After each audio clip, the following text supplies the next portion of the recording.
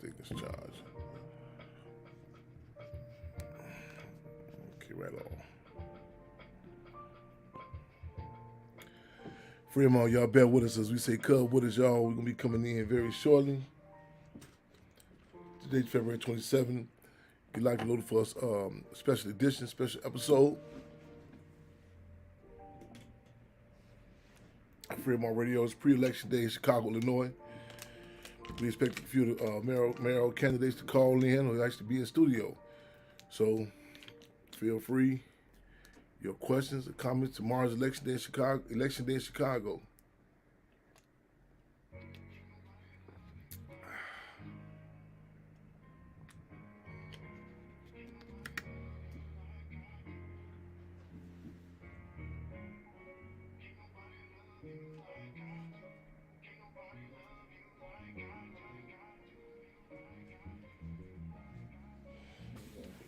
Thank you very much, man. Okay. Okay, we're gonna get ready to roll in with it, y'all. Hold on, am I still online? Fremont.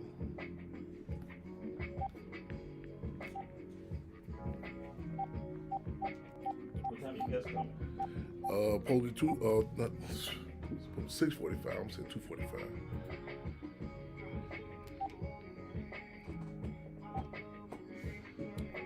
Keisha Collins in the building. Fremont. Rest in the building. Lorenzo Johnson. Fremont.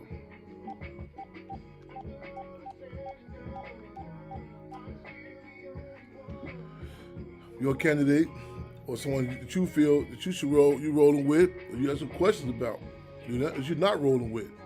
Good word to them to call in. There's something wrong.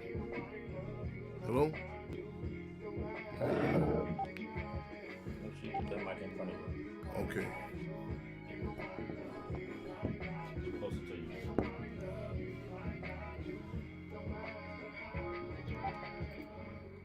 Okay.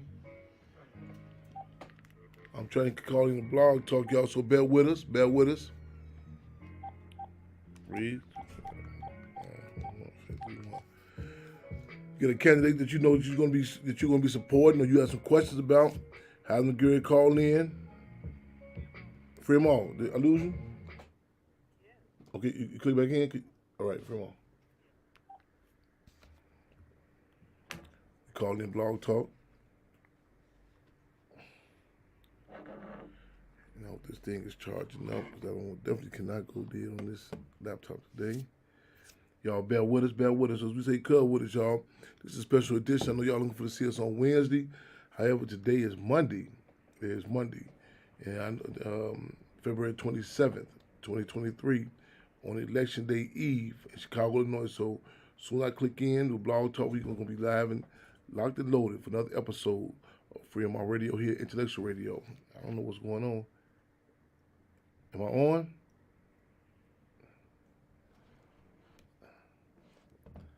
It's going dead.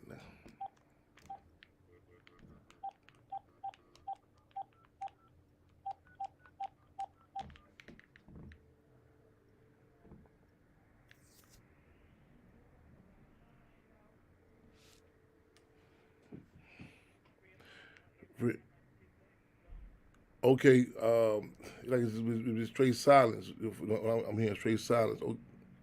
Okay, if not, I'm gonna try to call direct to the radio station. All right, Fremont.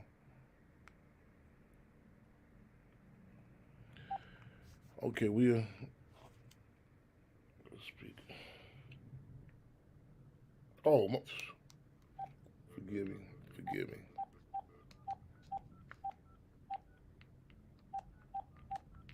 me. I know what I'm doing.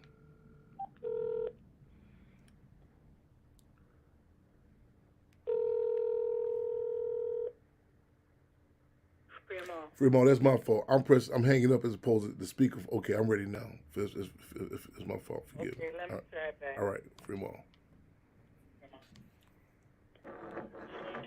That's me. My technical difficulties, y'all. We try to click in.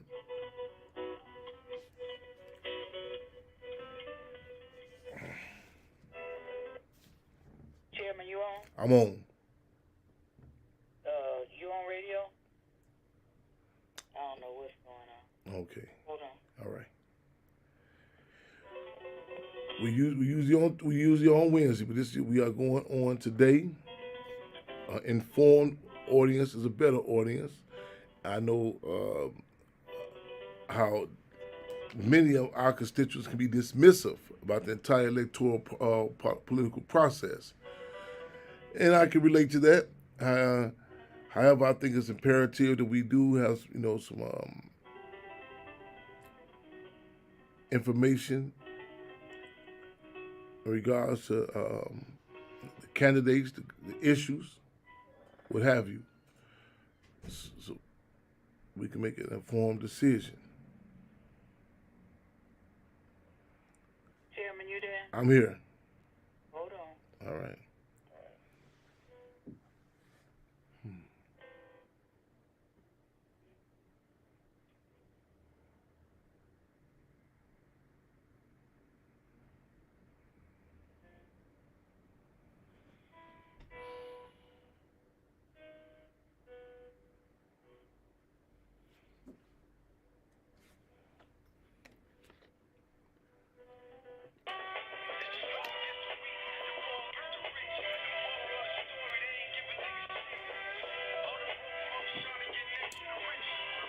Just press one. I'm bringing straight in.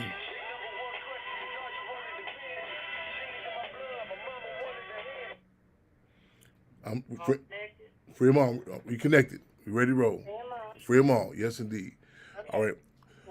Here, Okay. go right now. Yep. Free them all. Heads up, eyes open, and fist clench. Y'all know what this is. Now we do this. No, no. No. No.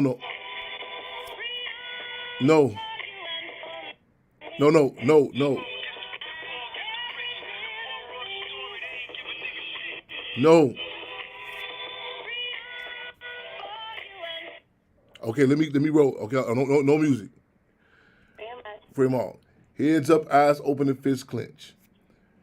Welcome to another edition of Free 'em All Radio. I'm not going to say the weekly episode. I'm not going to say the weekly episode. All laptop, don't play with me. You're going to stay charged. I'm not going to say the weekly episode. What I will say is that this is a special edition of Free 'em All Radio here at Intellectual Radio, February 27, 2023. We usually come on Wednesday. However, you better not try this laptop. All right, try some that. I see something. Let me see. I see a tactic I can pull in 1 minute. Okay, let me say this. I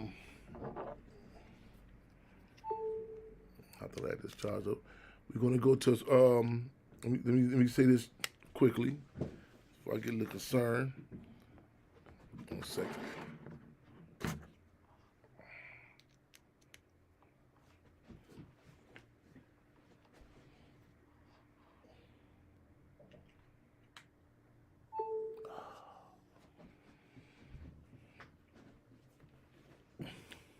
Shout out to Intellectual Radio.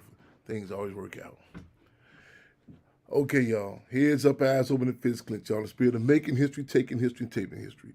This is not your weekly episode. Again, this is not your weekly episode. This is, again, a special edition. Election Day Eve. Elections are set to be Tuesday, tomorrow. So let's start in less than 24 hours right in the city of Chicago. I want to preface with the fact that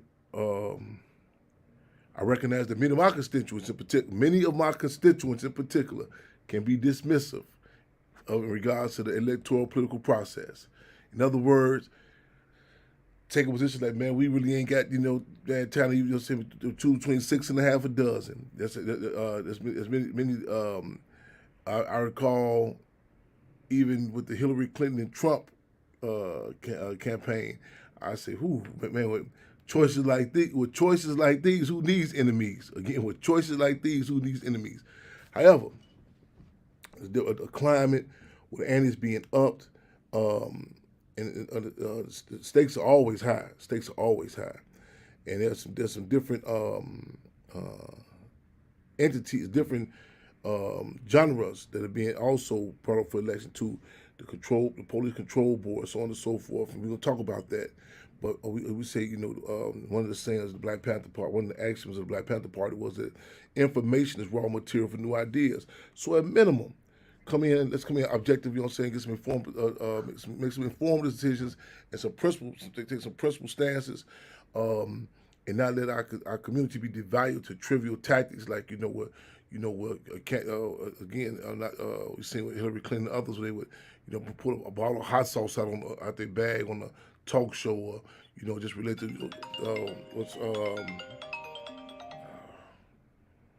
I know Instagram. I got to start you right back over. I know because the volume is surely. I lost my volume for sure. I'm sure. Let me know if you can't hear me. And let me get straight to it because I don't know what time we got callers coming in. We expect some guests to come in with us. We'll get straight to it. Tomorrow again is election. Let me know if y'all can hear me on Instagram. If not, I'll start it back over. We're gonna roll right in. The call-in number being 929-477-3785. Again, call-in number being 929-477-3785. And you will press 1 to be heard. 92, no sound. I knew it. Okay.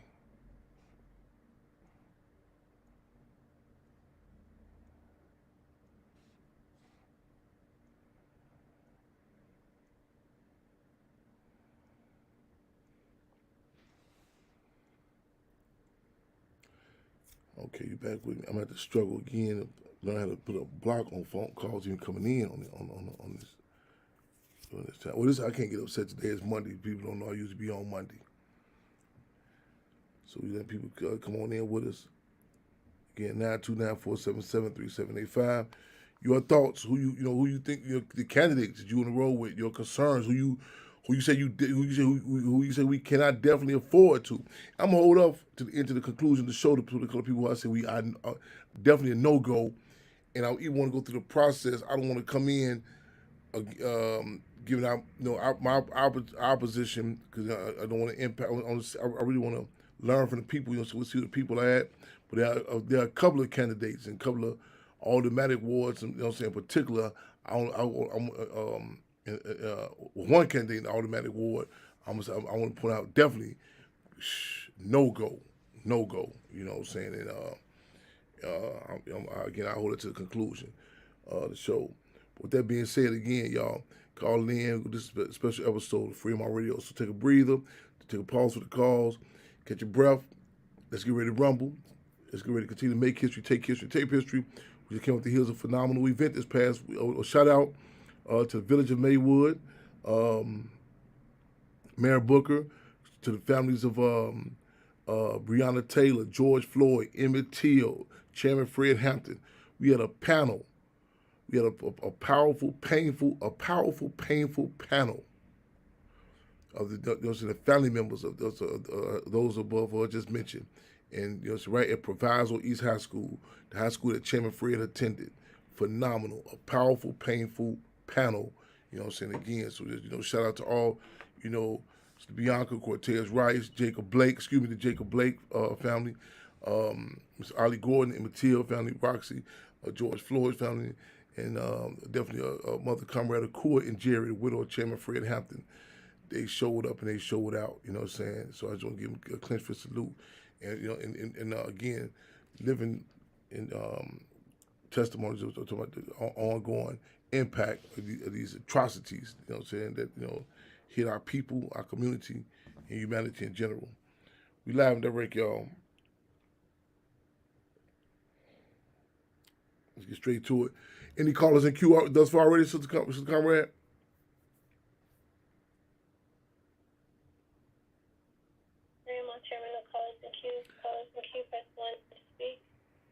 Right on. Okay, again, 929-477-3785. Y'all call in. I gave a roll call last week, you know what I'm saying, about the who's running for mayor. We gave a whole roll call. And, you know what I'm saying, so we expect something to be in here studio tonight. I'll probably go late tonight about 12 at midnight or 1 and put up, where I'm going with it, so where we going with it.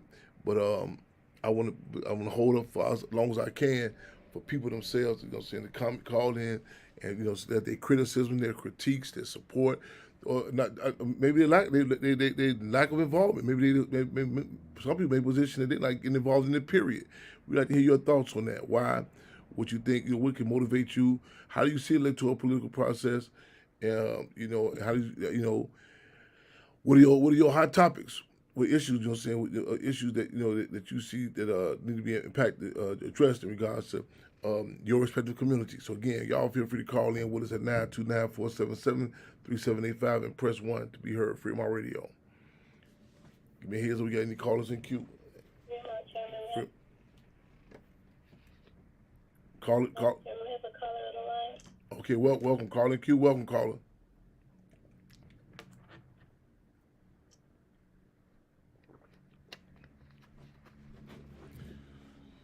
Is it calling? It's calling queued in.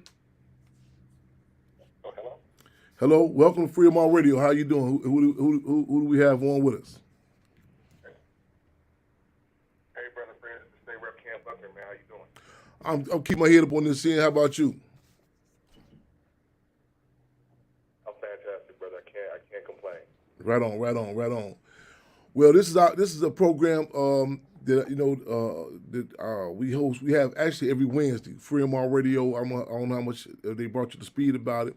It's a weekly program that we do, hosted by myself and our Lady of Rage, the Black Panther Party Cubs, Freedom All Radio here at Intellectual Radio Studios. Right there. Okay, thank you. We touch on different topics and subjects, you know, saying throughout the world. We know this is a hot time in Chicago in particular. With the upcoming, being on the eve of the election, you know, so this is in many cases a lot of issues code red. But if you can, I take into account we have people listening internationally. We hitting all the social media spots. Give us a little background, who you are, your resume, what office, what respective office you're running for. And again, don't take for granted that, you know, people are familiar. And saying, let us know what happened. What's some hot topics or key issues, you know, saying that you're pushing for, and what makes you unique in regards to other candidates. Yeah, well, absolutely. I appreciate the platform. I appreciate you all occupying the space. I think it's extremely important.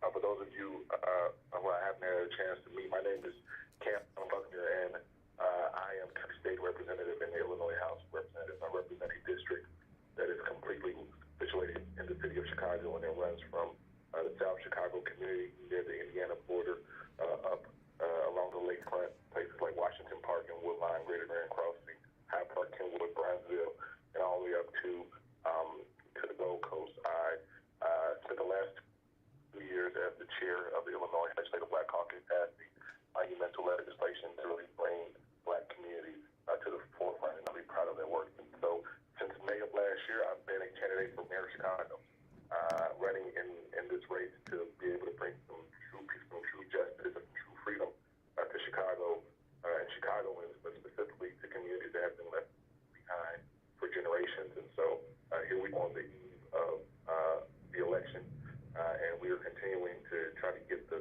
message out on what we stand for, on the results that I've been able to accomplish in Springfield, and how I plan to bring that same pragmatic, solution-driven work to City Hall in Chicago.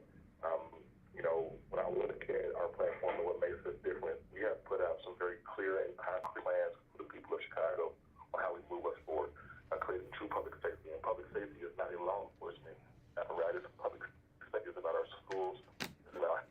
It's about our mental health resources. It's about environmental justice. So, bringing true justice to the people of Chicago and communities that have, you know, years and years, 150 plus years after the Emancipation Proclamation, and folks in communities who are still negotiating their freedom. And we really got to turn the tide in the city. And so I'm trying to bring that type of leadership to the forefront. Right on. You mentioned I know a few things you mentioned. I know again, listeners, y'all feel free, listeners and as well as viewers, feel free to tap in. Any questions you have, again, we have State Representative Ken Bugner, who's running for upcoming mayor. Again, election is tomorrow, less than 24 hours away. Again, less than 24 hours away. What's the well? Let me preface with this. What's the feel? What's the, like in regards to voter turnout? I'm not even up to date with the numbers of early voting, so on and so forth. What's the feel thus far in regards to voter turnout, and what are some of the major concerns you see in regards to, I guess, Chicago in general, but I don't want to seem subjective, but the black community in particular, what are some of the hot issues? Yeah, so voter turnout in many of the traditionally more conservative whiter wards happen to be up right now. They're up above the 2019 and 2015 numbers, right? So many people think that that's going to bode well for the one white candidate in the race, Paul Vallis. But I think it's incumbent upon those in our community to make sure that we out tomorrow and to change the paradigm and make sure that we're actually voting on the south side of Chicago, on the west side of Chicago, up in Rogers Park, where a lot of folks like us live, and actually, make sure that we're seen in this election. The last mayoral election had about a 34% turnout, and that means nearly 70% of Chicagoans are not voicing their opinion when it comes to who's going to lead this city. And we're really going to be a true city that puts equity and freedom at the forefront, then we've got to be able to make sure that everybody's voice is heard. So we're pushing for that.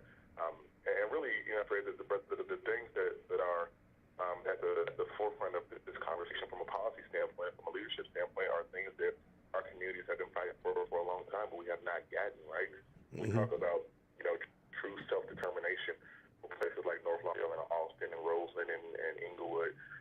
We talk about, you can even go back just to the Panthers plan, brother, and it tells you the things that we need in our community, and we have not gotten. When we talk about freedom and full employment and decent housing, education and health care, and an end to temporality, land, bread, education, clothing, justice, these are the things that we have talked about in this campaign, and the things that we're going to fight for in the mayor's office. What are some of the what makes you like what is unique about in regards to your position, and how you plan to grapple with I guess of course the usual suspect, the usual subject matters, crime, economic development, I guess also the gentrification, which was positioned about that. But just one of those usual subject matters that people hear about, being like tossed around and sometimes becomes, I guess cliches, what have you. But what stands out in regards to your ideas, your programs to deal with these different issues? We put forth some very clear platforms on everything from public safety to education to the environment and environmental justice, to our elderly folks and Chicagoans with disabilities. We've done a really great job of creating a true platform and transportation to better affairs.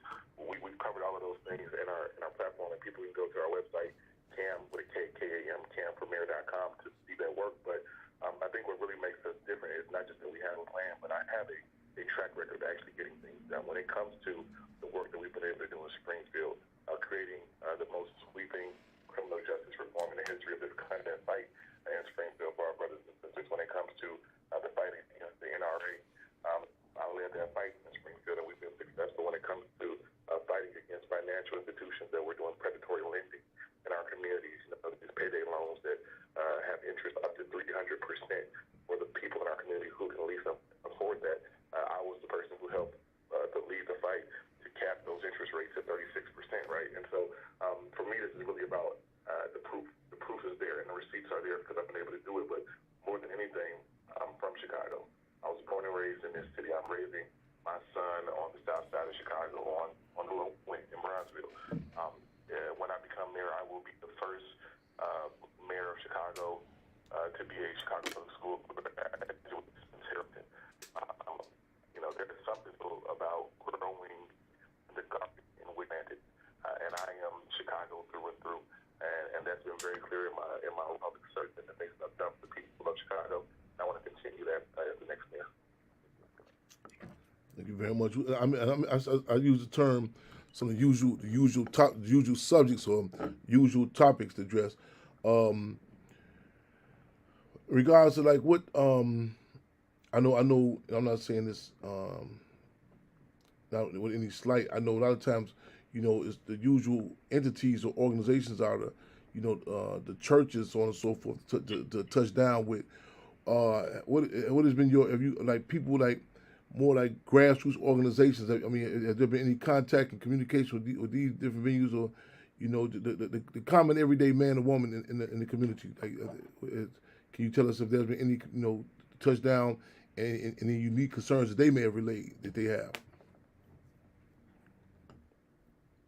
Yeah, listen, and unlike anyone else in this race, we have run a true grassroots campaign. And when you look at the financial contributions, we have more grassroots than anyone else in this race. Small dollar, not backed by any big institutions. We're not self-funded like many folks in this race have been able to do, and we don't have the money of big corporate interests. So we don't owe anything to anybody except for the people of Chicago. And what we've gotten from the people as we've been on this journey is that they want a mayor who is both fearless and compassionate. They want somebody who's going to be able to tackle the public safety issue in a real way, and not just that we're going to put the streets with more cops, because at some point more cops just becomes more cops. It doesn't become better, right? And so people who are willing to look at things differently, they want somebody who's going to say what we're going to do about the long term effects of crime in our cities, how we're going to talk with our young people. Chicagoans want a mayor who can one, talk to corporate business interests, two, be able to pass legislation, three, talk to victims, leave the victims, and comfort them. But four, also talk to people who may be involved in the life, right? I'm somebody who has a connection with our streets, right? And so whether we're talking about street organizations or cliques or young men who really need another opportunity to do something different, I am your guy. I'm able to make that happen on day one, unlike anyone else in this race. You know, like every other entity, whether we talking about the NBA, the music arena, even the electoral political arena is not as I guess constant as it used to be. Like there'd be a time who was the particular alderman for years, who was the mayor. With the NBA analogy, like who played for which team, so on and so forth. The turnover rate is just like everything else is continuously turning over. And I know Chicago was known for theoretically having have it set up like how do you say it, strong automatic. All the men and women theoretically they had more power, but actually they say like back in particular the daily regime, the mayor actually pull the strings, and people hear these different offices. And a lot of times people say, well, what are the particular? They're not really clear on the particular duties or responsibilities, or where the power lies at with the mayor. Like somebody said, well, the president can't do that. So that's the sheriff can do that. That's not the sheriff. What in particular, like I know you can't give us the whole gamut, but what is something that people may not be familiar with that the mayor is is in control of? Like people may say, okay, well, why is it disproportionate amount of the public transportation? The buses and trains go one way. When it's coming to the urban, to the inner city, they don't come this way. But what in particular that people may not be familiar with that the mayor can, can it has some say so really, about. So, I mean, you brought CTA. CTA is a perfect example of a sister agency out of the city where the mayor has pretty much complete control. The mayor picks the chairman of the board. The mayor picks most members of the board. The mayor also gets to pick who the president of the CTA is, right? And so when we talk about leadership in CTA and the way it works and why it works differently downtown than mainly on the south side and then the west side of Chicago, a function that falls completely and squarely in the lane of the mayor. The mayor of Chicago has the ability to control the system here, unlike in most places. That's not the case in New York and Los Angeles and other places. There's a more stratified kind of leadership system there. But also, I think you make a really good point when it comes to the mayor's interplay with the city council. How things have changed over time, whether it's a strong mayor or a strong council form of government. Chicago is the only city in the country, only law in the country, that does not have a charter. A city charter is like a constitution, right? Mm-hmm, yes. Yeah. Operated for all of these years without a city, which has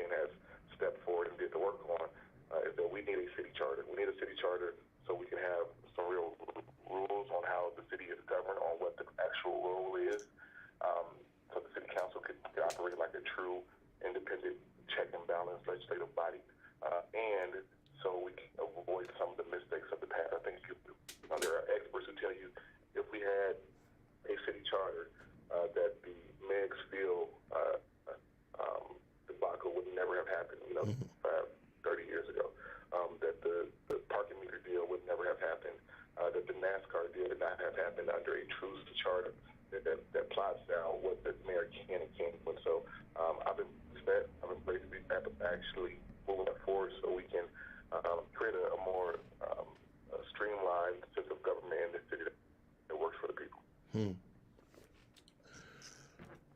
Got I got a question I want to put forward too. That I want to put this universally to all those running, for the exception of, I guess, the present mayor. And also any closing comments that you would like to give, feel free to. But what would this, I kind of asked this earlier generally, but in particular with the incumbent Mayor Lightfoot, what would be different? What would be something glaringly different? Do you think that the people, the Chicago public can recognize that, well, this is, this is something different here. Whether it be police accountability, whether it be transportation, whether it be educational. What do you think something? And if it's more than one thing, you want to give us a few things. It's on you. But what would be something that the people would see, say, wow, this is different. Yeah, I think the biggest thing would be accountability for true justice. I use the word justice a lot when I talk about the work that we're doing. But I use it when it comes to food justice, right? Mm-hmm. Getting rid of food apartheid in our community. I use it when it comes to the environmental justice, because the truth of the matter is that black is in Chicago breathe dirtier air than everybody else, right? Mm-hmm. When it comes to lead pipes and lead service lines that are poisoning our young people. I talk about justice and accountability when it comes to that. I talk about making sure that we have housing justice. Chicago, under Buckner administration, would be the most affordable housing friendly city in the entire country. I think we can truly do that.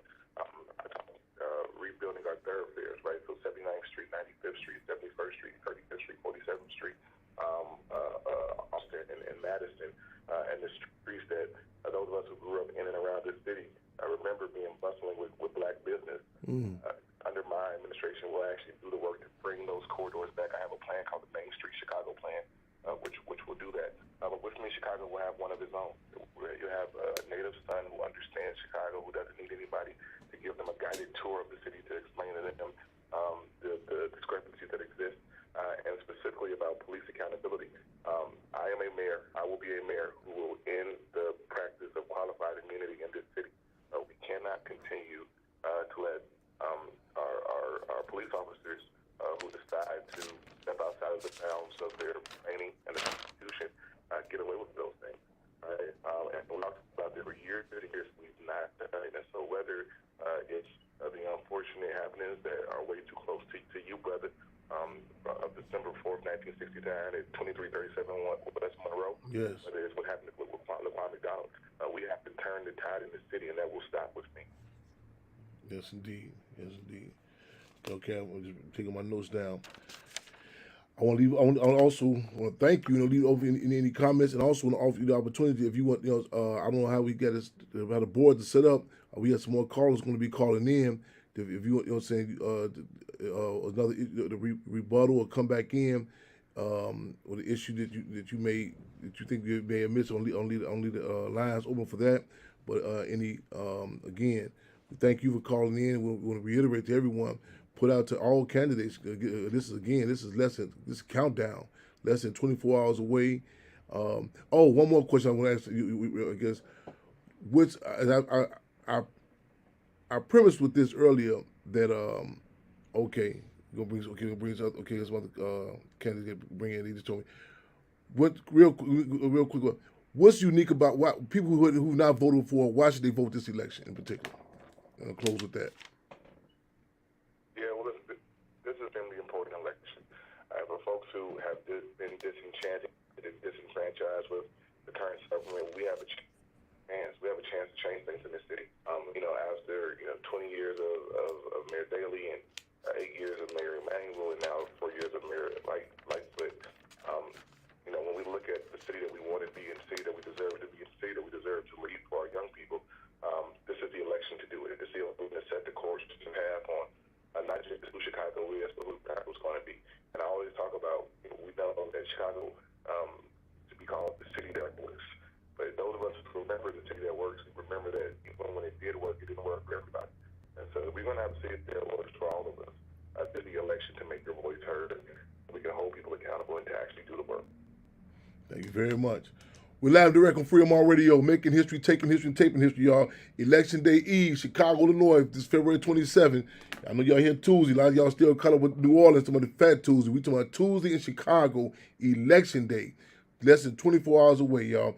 We have State Representative Cam Buckner. I think we got some more callers coming in. Q also. You have to press 1-929-477-3785.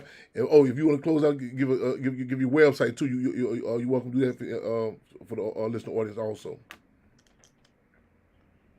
Absolutely, well, brother. Thank you for the opportunity. Thank you for the space you occupy and for your continued fight for freedom for all of us, man. And it's important, and I want to take that same spirit and bring it to the fifth floor of City Hall.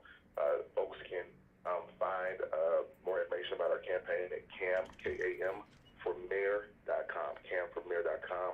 We're on all things social media. Cam Buckner Shy.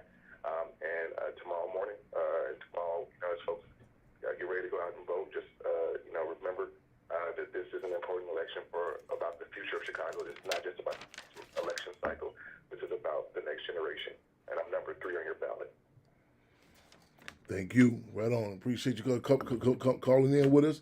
Again, y'all, we on Freedom All Radio. We put out an official call, and we seeing who is calling in on Freedom All Radio, touching down, because we say the streets are open. Our work hours are 24 hours a day, 7 days a week.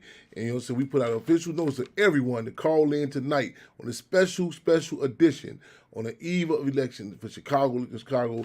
Again, our first guest is calling in. Stay with Cam Buckner. We coming in with someone next now. Press 1. Let me know who we have on deck. Or in queue. I just want to give a shout out to those, to all the comrades. I want they was really to the edge of the ground. Cassandra Greer, y'all know y'all familiar with her. Dr. LaShawn, Benjamin Henning. You know what I'm saying? Really, even prior to Election Day, consistently out on the ground, talking these issues, helping us really help facilitate this special edition today. We have a call in queue. Another call in queue. Yes, Raywa. You on? Is call on? I am. Oh, hey, okay. Welcome to Freedom All Radio. Who do we have online with us now? Who we have on? Hello. We have which guest? Which new guest? Which guest do we have on? Hi, this is Kobe Guidry. I'm with the Chicago Alliance Against Racist and Political Repression. Welcome, Kobe. I just wanted to call in to say, yeah. Okay. Yeah, can you hear me? We hear you loud and clear. Yeah, I just saying welcome to Freedom All Radio. Yes, indeed. Yeah, thank you for having me. And I just wanted to say, it's very important to go out and vote tomorrow if you haven't voted already for a mayor who's going to hold the police accountable, who's going to make sure that the police, who's going to make sure that the voice of the people is reflected in what public safety looks like, as well as, other persons, but also there's a new office, a lot of people have heard of it, but a lot of people haven't. The local police district councils in every police district. There's going to be 3 police district councilors, and their job is to make sure that the thoughts and opinions of the people are heard, and that they reach the Community Commission for Public Safety and Accountability, who has control over the police policy, who has input into the police budget. So it's a very important election, and there's people running right now who have already been in the fight. I think Ray was actually on this call, who have already been in this fight for years, trying to hold the police accountable, many of them because they have personally been impacted by police violence and we know how important it is to hold police accountable. So definitely go out and vote for the local police district council candidates. And we have, there's voter guides out there. You can check on ecpschicago.org or empoweredcommunities.com to see who's running in your district and why you should vote for the people in your district. So once again, thank you for having me on, and go out tomorrow and vote. Right, hold on, Kobe. If you can't give us a couple of minutes. This is not okay. This is not the mayoral candidates. What again? You say it again. What is this? The Chicago Police Accountability. What is it again for our listeners? Yeah, it's the local police district councils. So there's 22 police districts. You're on the ballot. There's going to be several candidates for district council. We have guides to show people, in every district, to show you which district you're in, and who in your district is running with the intention of holding the police accountable. So that you can walk into the ballot box, knowing who to vote for, knowing which names are gonna go towards holding the police accountable, are gonna go towards making sure that the community has more power over the police rather than the police has power over the community. So once again, if you go to empoweredcommunities.com, that's a very good voter guide. You can also find more information about the ordinance and about who's running on ecpschicago.org. Cool. Okay, bear with me. As we say, cub with us. I might be a little paranoid.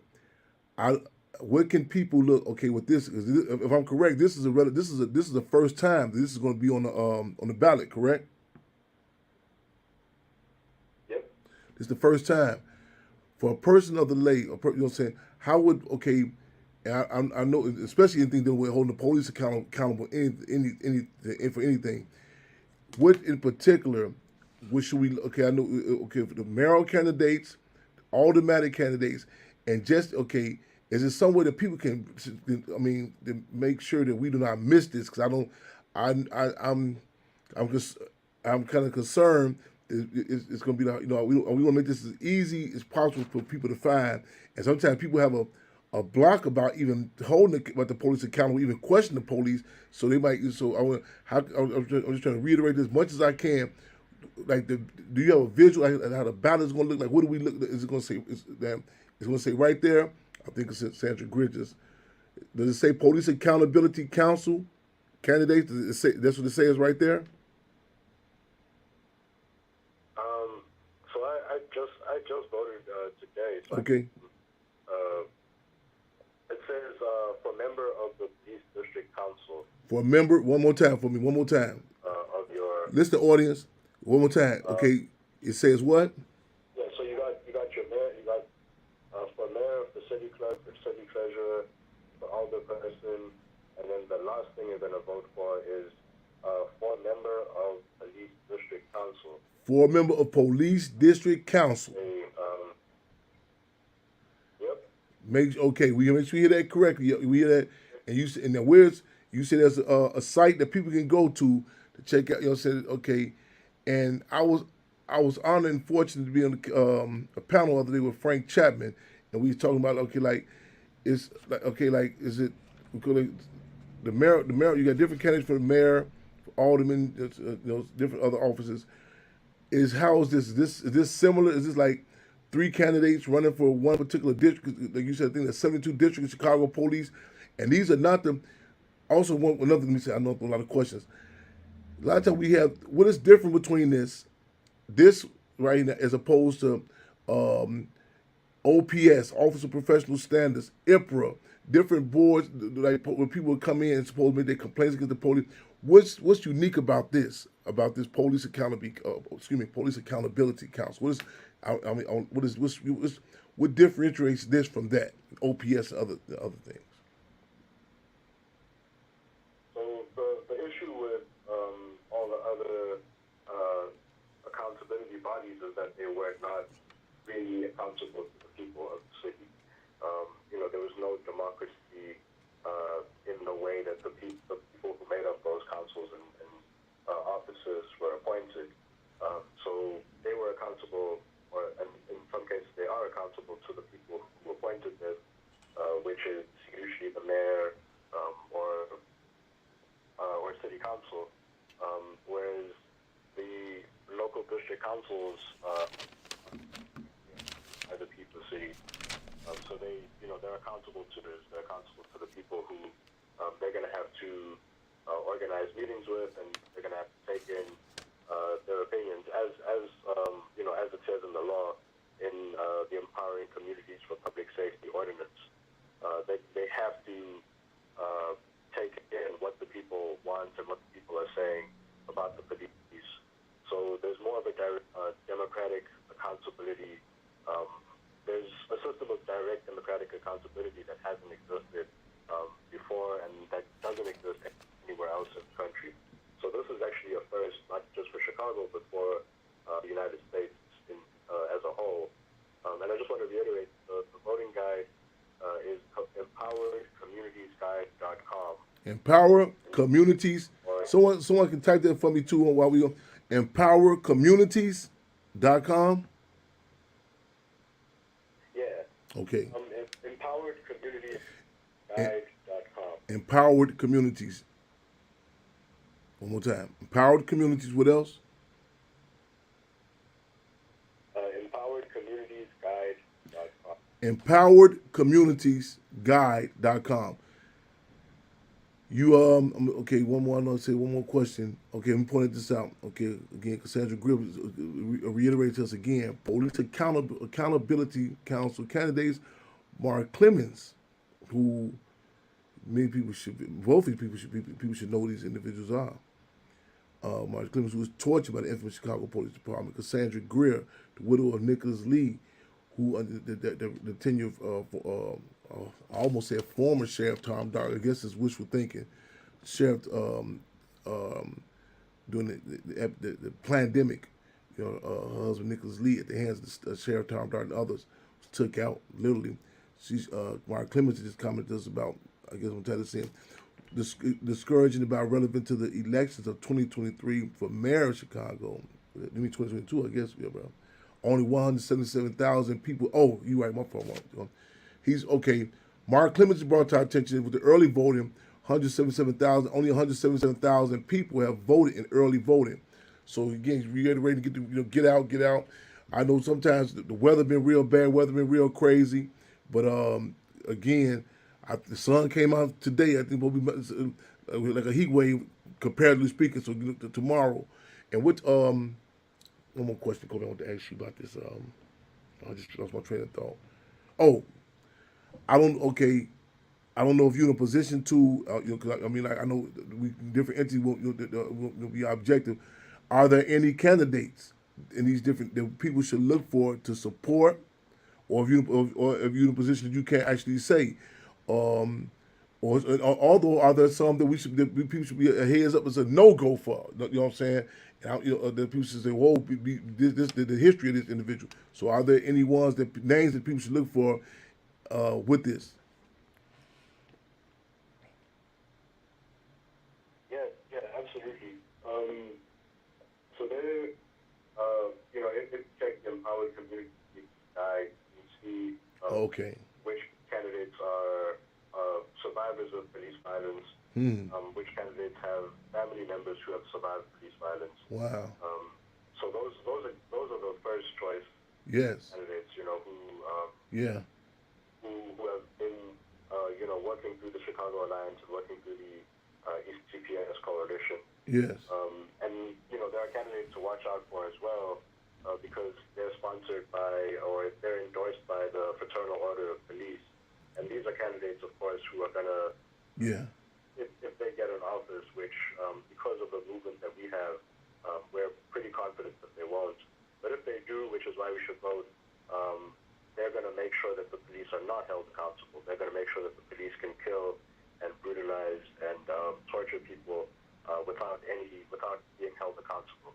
Yes. So we're trying to make sure that the candidates who you will see in the again on empoweredcommunitiesguide.com, we're trying to make sure that those candidates beat the FOP candidates, and in general, we're trying to make sure that people from the mayor on down who are in favor of holding the police accountable, investing in the community, and just making sure that freedom becomes a reality in the city and that democracy is a reality in the city. We're trying to make sure that those candidates win and that the candidates who support the police and who support the status quo lose. How long do these terms last? Your terms. Excuse me. These are for 4 years. For 4 years. Same as the mayor and the Okay. I'm asking. Yeah, I'm considering. I think I'm gonna run. You point out a great point that many of these individuals have been impacted directly by the police, and I will try to be as objective as I can in regard. But I think I'm gonna run for office for this next time. I might engage. I think I'm gonna run for it next time. Kwabena Sadiq, I should have ran it this time. I think I should have. Yeah, but I think I might go for this next. Again, this is the first time this has even been put on the ballot, listeners. So again, look for this, because sometimes you will see stuff. I just want to vote for the mayor, and this look for this in particular. Kwabena Sadiq Jaga, nephew of Geronimo Pratt. Thank you. And also, Brother Gary did a lot of issues. Just put up, look, he just posted that website for us to go to, the empoweredcommunitiesguide.com, with that police accountability, with the names we're going for. And of course, we have one of my sisters in fighting against crime, Cassandra Greer, with utmost respect for her. She just pointed out, remember these key names, y'all. Again, look for this, because I'm sure you know this. Sometimes when you go to see the mayor, look for these names. Kenya Franklin. That's the District 3. They haven't listed that. And also we have Arwa Winters for District 15. Be checking her page, checking these. I'm throwing at these pages. Checking her page, Mark Clemens' Facebook page. Be checking out for these updates. Like I say, we're gonna be. Anybody know what time does voting start in the morning? Do you know? I believe it starts at 6 or 7. Okay, and y'all know in the hood, just look for the extra stuff. The door's locked, and you know how it go. You know what I'm saying. So look for the extras, the hindrances to come down with it. But we think it's 6 in the morning, 7 in the morning. But that's tomorrow. We thank you so much. I should have ran. I know. Yeah. I'm gonna see. Yeah. Okay. Mark Clemens said, okay, 6 a.m. 6 in the morning. It's an old song with Ice-T's song. 6 in the morning, police at my door. Fresh. So we go 6 in the morning. We gonna be at them doors, at them voting polls. 6 in the morning, y'all. 6 in the morning.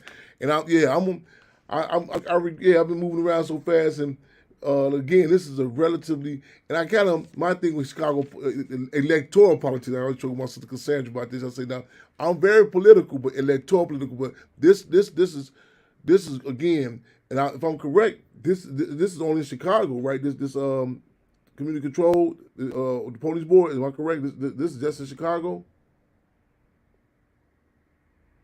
Yeah, it is. Okay, all right, y'all. EmpoweredCommunities.com. All right. Okay. Any other comments you want to make? You feel free to stay around with you. Something else comes up, rebuttals, or issues, or some point comes up. Or do you want to comment on any the other offices being ran for? The automatic, the Mayoral campaign. I want to limit you to that. Any other comments you want to make about that? Feel free. Just one more thing. I'm a member of CPU. I'm a teacher. So I voted for Brandon Johnson today. I just want to say again, go out and vote for police district councilors who are going to hold the police accountable.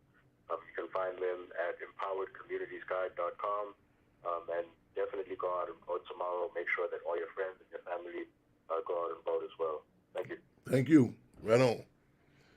We live in the record Freedom on Radio, y'all. You know what I'm saying? Y'all can get up at 6 in the morning. Any more, come on, call us in Q, 929-477-3785.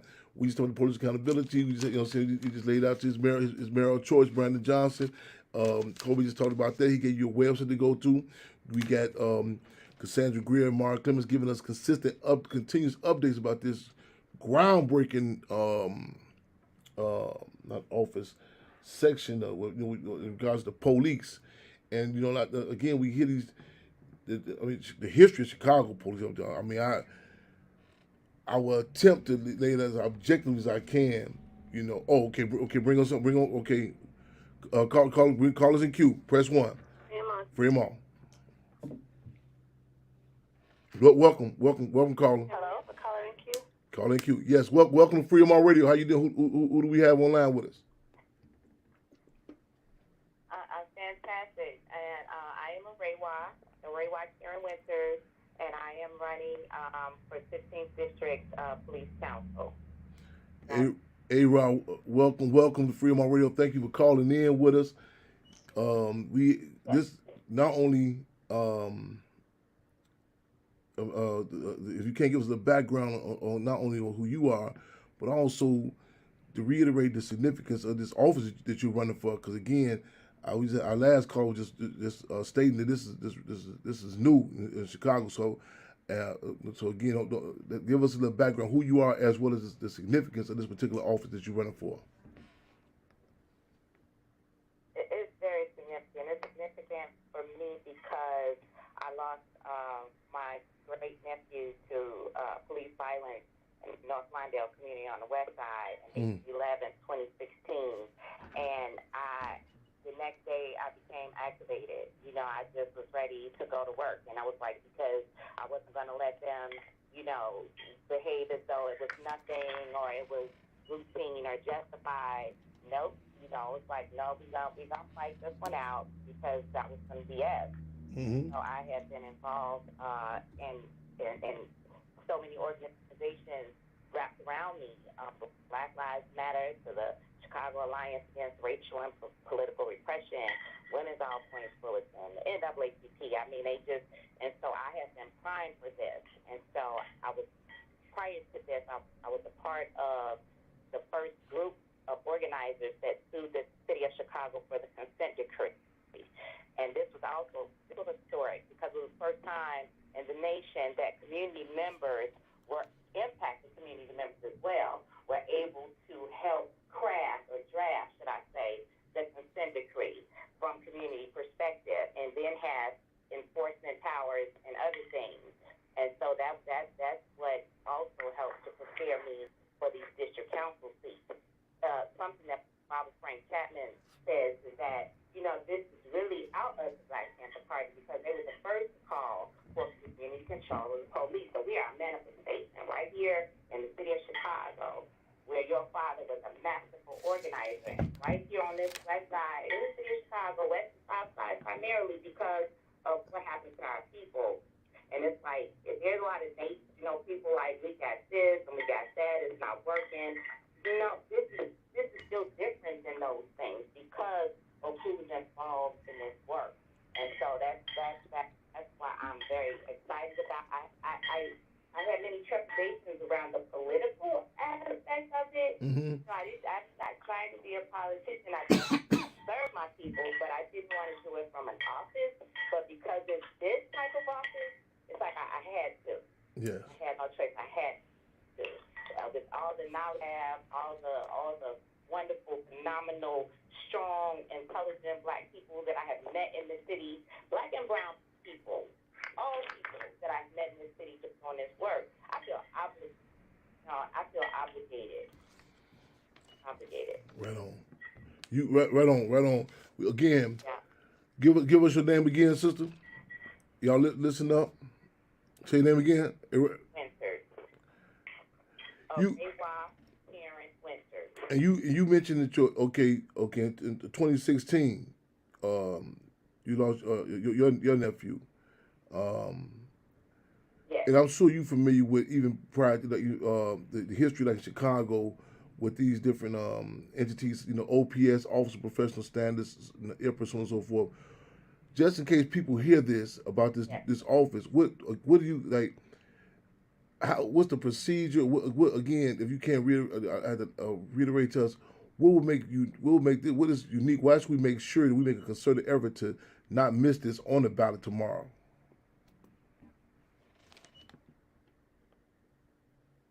Well, like Kobe said, it's so we're like most of our numbers are in the 70s, and so we're at the bottom. We're at the bottom of the ballot. Um, but what separates us from them, and truth be told, is that we're basically volunteers for one. So this is not about money for us. This is really about change. In our communities, how our communities are policed, who is policing the community, and then calling them to task when they do things that they're not supposed to do. We have become accustomed to bad behavior. We've become Mm-hmm. accustomed to some good things, and we just brush it off like it's nothing. But we can't afford to do that because it's something. It's never nothing. It's always something, and that needs to be brought to their attention. As well as they're layers. They're layers, but we get to lay a foundation. We get to lay a foundation that other cities begin to look at, because police violence is not unique to Chicago. This happens and internationally when it comes down to black and brown people. So this is an opportunity. We have to seize this moment to the fullest. Everybody has to come in with the right intent, and when they don't, we have to correct that immediately, because we have too much work to do. There's too much work to be done. We can't spend 4 years being adversaries and not accomplishing it, because then the city will turn around and say, oh, we tried that with the community and it didn't work. We can't afford that. So we have to get in here, we at the table with the FOP or whatever, we have to hold them at bay. We have to put them under a new demonstration, because this ain't that. Mm-hmm. Running this, Yes. they need to be. I don't know how other people feel about that, but I would not let them, and I know some others would not let them run this. This is about the people and for the people. So, yeah, please. The city hasn't done a good job. Matter of fact, zero job until now. Until recently, they started to talk about it, but it should have been talked about a long time ago. There should have been public awareness campaigns moving around the city, educating people, because too many people still don't know who we are, what it is, and we didn't have the resources or the manpower to do it. If it wasn't for the Chicago Alliance supporting the ECPS candidates, I don't know where a lot of us would be, because we poor work class people with families and 2 and 3 jobs, and so they supported us. They educated us about the ordinance. They educated us about getting the petitions done, canvassing, everything. They gave us volunteers to help us get out and get the word out. So if it wasn't for them, I can't speak for nobody else, but I don't know where I would be, and I'm grateful for them. And also Mark and Cassandra, I work with them. I work with Mark through the Chicago Trucks Justice Center. We all about this work, and it's monumental, and that's how we have to look at this. We can't listen to what Malcolm say. They listen to the news too often, because it has you love the oppressor and hitting the oppressor. So Yes. we got to do it. Right on. Right on. You just as you're speaking, people are tapping in now. Posting your name back up. Ray Wild Karen Winters, y'all. Make sure for those who are not familiar with her, saying again, this is a relative. This not this. What's what's the punch code? What's the number? Is it the number that's tied to your name? What was it? How does it work? Or does it go like that? Is it a number? My number. Yeah. My number is 72, and so the 15th district is on the west side in the Austin community. So my perimeters are from Division to Roosevelt Road, from Austin to Cicero. That's my square. West side, heads up. Heads up. Okay, in particular, y'all heads up, eyes open. This is okay. This is as you said. This is not just something happening in Chicago, but this is something that's happening. However, we don't talk about how the police deal with us as a people. We just had a panel with the families of George Floyd, Breonna Taylor, Jacob Blake, Emmett Till. However, this is something unique about this board, this election that's happening tomorrow. So this seize the time again. Give me your punch the punch number. And she said again, you gotta look for it. It's at the bottom of the ballot, y'all, which doesn't surprise me. So make sure y'all look for this, and also any social media or website, what have you, that people can come to, can tap in and follow up where you at. Yeah. So Ray White Karen Winters, 15th Police District, number 72. My slogan is from candidate that's true, punch 72. Right on. And then you can visit my website, karensfor15.com. 15.com. Y'all got that? Okay, if you have y'all can okay. Chantel Brooks, she just put she punched it in right now again. But I think you should put you say punch 72 if you can, sis. If you can't put down post up there for that what board this is, because I know people we at the Mayoral automatic so make sure people know what this is in particular. All right, y'all. Less than 24 hours till we click. We on the countdown again. It's going down 6 in the morning. You know what I'm saying? And do you know what time the polls close? I think it's 8 p.m. Is 8? Do you know? 7 p.m. 7 p.m. I'll be late all the time, so I'm gonna lie to myself. Say, okay, 5 in the morning, and they close at 6. So I'm gonna tell myself that we live and direct, y'all, because I know I'll be late all the time. Well, sister, again, you any closing remarks you feel yourself? You will give us, and also you feel free to stay on with us. If you want to something else come to mind, you want to pop back on, say something else, feel free. Yeah. And the airways are always open for you. Thank you so much. I appreciate this. I truly do. I feel like I'm having a full circle moment. It's been that way for the past 2 days. That's why I know this is in the divine order. But I just want to, say to the people, that it's movement time. We got action right now. You know what I'm saying? And we that's how we need to go about this. Like, we got action and it's time to move. And I do believe that, we always look for the big change. You know what I'm saying? When things start happening, we're going to see that big change. But sometimes change is subtle. It could be as small as a pinhole, right?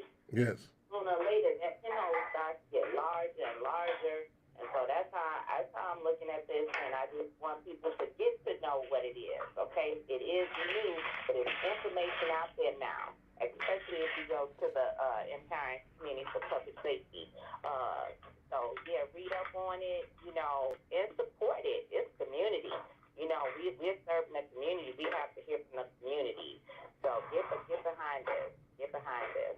Right on. Give thanks, y'all. We live in the record, Free All Radio, making history, taking history, and taping history. Intellectual Radio, 92947-73785. Comrade, call in Q. Call in Q. We have a call in queue. Welcome to Free All Radio. Caller. Hey, what's going on, Chairman? Well, hey, same struggle, different round. Who do we have on Free All Radio with us now? Hey, what's going on, Chairman? This is Brandon Johnson. How are you? I'm keeping my head up good on this end. Welcome, Free All Radio. For those who I know it's crunch time. I know I can imagine since that you as we say moving and grooving. But if you can, and we less than 24 hours away from this election. For those who may not know who you are, just saying, there's an international audience. For those who do know, again, if you could give us a background of who you are, and I want to go just preface with that, and of course, why this election in particular. So why? Because as I said earlier when I opened up the show, many of my constituents. A lot of times we can be dismissive in regards to this whole process by electoral politics and the history of Chicago politics, so on and so forth. But it's a different feeling going on right now. It's just, it's cold red, different discussions. We got people from all over. We're fortunate and unfortunate to have people who are directly impacted by the system speaking up, taking a stand. But so you can. who are you? Know, give us a little background on you, and also what's unique about this particular time period. Hey, thank you for that, and thank you for your work, Chairman, and just the legacy that you continue to just build and bring in, true liberation to our people. So, Thank you. This is Brandon Johnson. I am running for mayor of the city of Chicago. Currently, I do hold the position as Cook County Commissioner, which represents the west side of Chicago and the western suburbs. But the job that I'm always referencing, the job that, I will always see as the best position that I've ever had, is teaching in the Chicago Public Schools. I taught 7th and 8th graders at Jenner Academy in Cabrini Green, USA. I also taught at Weston House in the west side of Chicago. West side is where my wife and I, 25 years this June, we're raising our 3 children. They're 8, 10, and 15. And, it was really my time as a teacher that really helped sharpen my politics in Chicago. I had a certain level of consciousness that brought it to the classroom. Excuse me one second. Is it a background swing? Some background noise? Something banging somewhere on the phone? Okay. This is kind of Phoenicia. Is something in the background? Okay, I heard something back. Okay, forgive me. Huh? It's all good. Okay. I was just saying that, Brittany Green really captures the city of Chicago because it's Brittany Green, you can see this neighborhood from our back window. But as you know, Chairman, out of the front window, there were bulldozers staring down our people preparing to destroy their public houses, which they ultimately did. Yes. So we've had to tell them to get more, and those who don't need to continue to take away.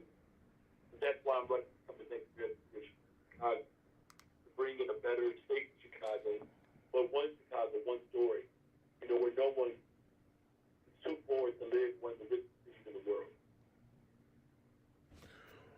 I was this is I guess this is going to be a universal question. I'm going to put also.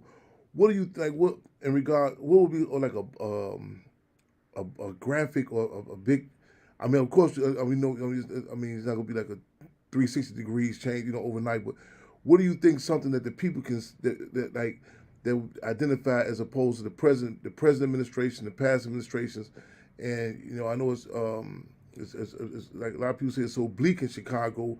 When you were talking about the housing situation, the police, so not just I don't not just Chicago all over, but how intensified it is. But what are some of the unique characteristics that you see that you see you and your administration bringing into the office to impact the people of Chicago? Yeah, sure. So when I served as, when I first got elected as Cook County Commissioner, the major ordinance that I passed was just housing amendment. That ordinance has been on county board for 4 years. I passed it in 4 months. And what we did, it eliminated discrimination. Those seeking housing who were formerly incarcerated. Many of our, family members, our friends, community members, who get arrested and locked up, they're penalized the rest of their lives, from, whether it was a mistake or whether it was an error, by the state. But one of the things that I thought was important was make sure that we address, those who were formerly incarcerated. Also help get rid of the gang data, which was really a big tool to target our people. So the last thing that I'll mention about my time on the county board, particularly out the gate, I passed the just housing amendment, as I said, got rid of the gang database, but I also passed the Justice for Black Lives resolution, and I moved on the budget for Black Lives. I built the entire budget around the lives of Black people for a reason. And what I wanted to do was to highlight the economic disparity that exists within our community throughout the entire region. And as a result, that resolution is an equity plan that President put forward, of which $100 million got to go out of pension. We can eliminate up to $1 medical debt. We have the largest guaranteed income program in the entire country.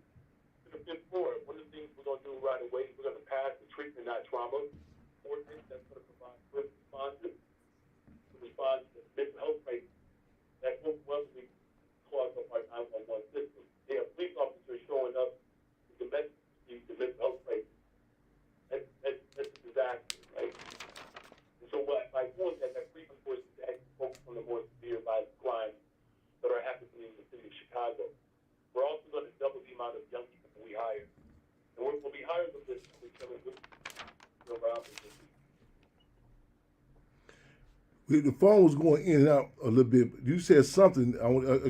A treatment. What was that again? A treatment act trauma. What was that again?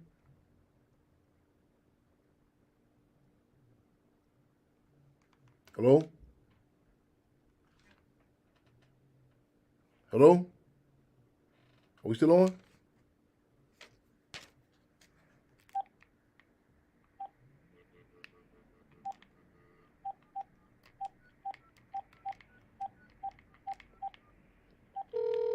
Y'all bear with us. Treatment, not trauma. Okay, right on.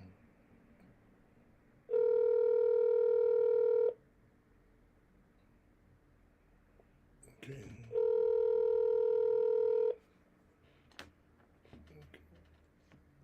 I may have been lost. Okay. Let me take Mother Comrade till I pick up that for me. Is he still on or no?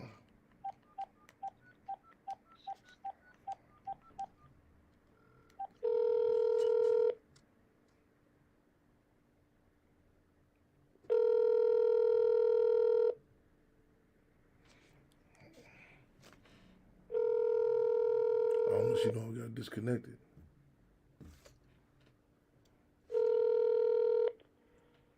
Hold on. Okay. Treatment, not trauma. Treatment, not trauma. Treatment, not trauma.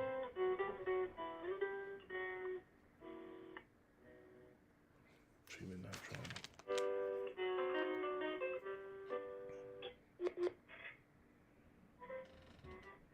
Unmuted. Okay, am I back on? Fremont, Chairman, there. Fremont, yes. We have the call. we lost a caller? Yeah, our caller just called back and it dropped again. Let me see if we'll call back in. Commissioner. Okay, Brandon. Okay, Johnson. If he can call right back in, tell him forget the call that dropped. Cause someone, Brandon Johnson's office, have him call right back and press 1. Yeah, forgive us the. I don't know if it's on my end. Yeah, we got back. Okay. Fremont, he's back on. Hey, thank you. Yeah, I don't know where we left off. I was out. I was actually okay. I'm glad. Glad we got you back. That treatment. Okay, they just corrected me. Okay, give us what the significance of that treatment, not trauma. That kind of caught my ear. Can you give us a little back when you said that treatment, not trauma? Yes, I can. So what that ordinance does is the 33rd Ward Alderperson, Ahmed Rodriguez, is the lead sponsor of this ordinance. And it's an alternative for the 911 calls that are mental health crisis, an alternative response of law enforcement. So instead of police officers showing up like they did with Quantonio McBeard when he was having a mental health crisis on the West Coast 5-6 years ago now. On Christmas Eve. They were murdered. Christmas Eve. Yep. Exactly. Like, so instead of police officers showing up to a dynamic, a mental health crisis, you would have mental health crisis professionals showing up, helping to escalate that. Like, we have a long practice in history in our community where we have always practiced restorative justice. We've always worked hard to help de-escalate and to continue. I mean, we have that by nature. It is in a form of survival, but it's also a difference because we recognize that we're all impacted by trauma, and we're not treating that trauma. We're exacerbating, and if we're exacerbating it, we're causing more harm. Under my administration, we're going to pass that ordinance, and we're going to place first responders to these mental health crises right in the midst of our community, so that we are doing everything in our power as a government, doing everything in our power to make sure that we're not causing harm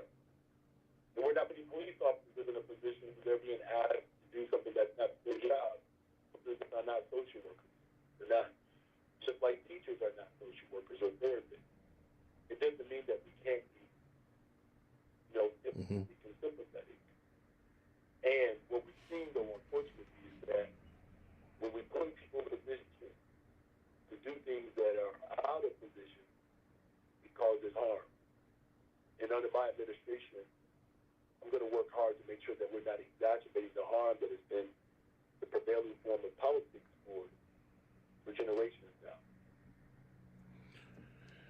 Right on. What do you accredit? Okay, there's like different people that's on the ground in Chicago have been worried about with your campaign. Some of the ways of tapping into some of the unconventional arenas, like the Benjamin Hennings. I seen him. He talks about the house parties and even these listening, like even on different areas. I'm sure on the north side, east, other place, but west side. Crystal Gardner brought attention about the events there, and Cassandra Greer with the listening sessions on the east side and other throughout the city. What are the unique, what are the characteristics of this? 'Cause I mean, cause I've heard, it's been brought to my attention. I was like, it's some conversations that people who usually wouldn't talk about certain things. I mean, I know, like, even you know, some brother Adolph, who talked about the issues he went, the juvenile detention center and some other things at some of these listening sessions. What do you attribute to, what is the purpose of these unique ways of, I would say, I'm going to say unique, that taps into some people opening up about certain discussions, and how do you see that? Would that be something that would continue on with your administration, if you be the mayor of Chicago? Yeah, but that's the point of it. Yeah, no, that's the point of it.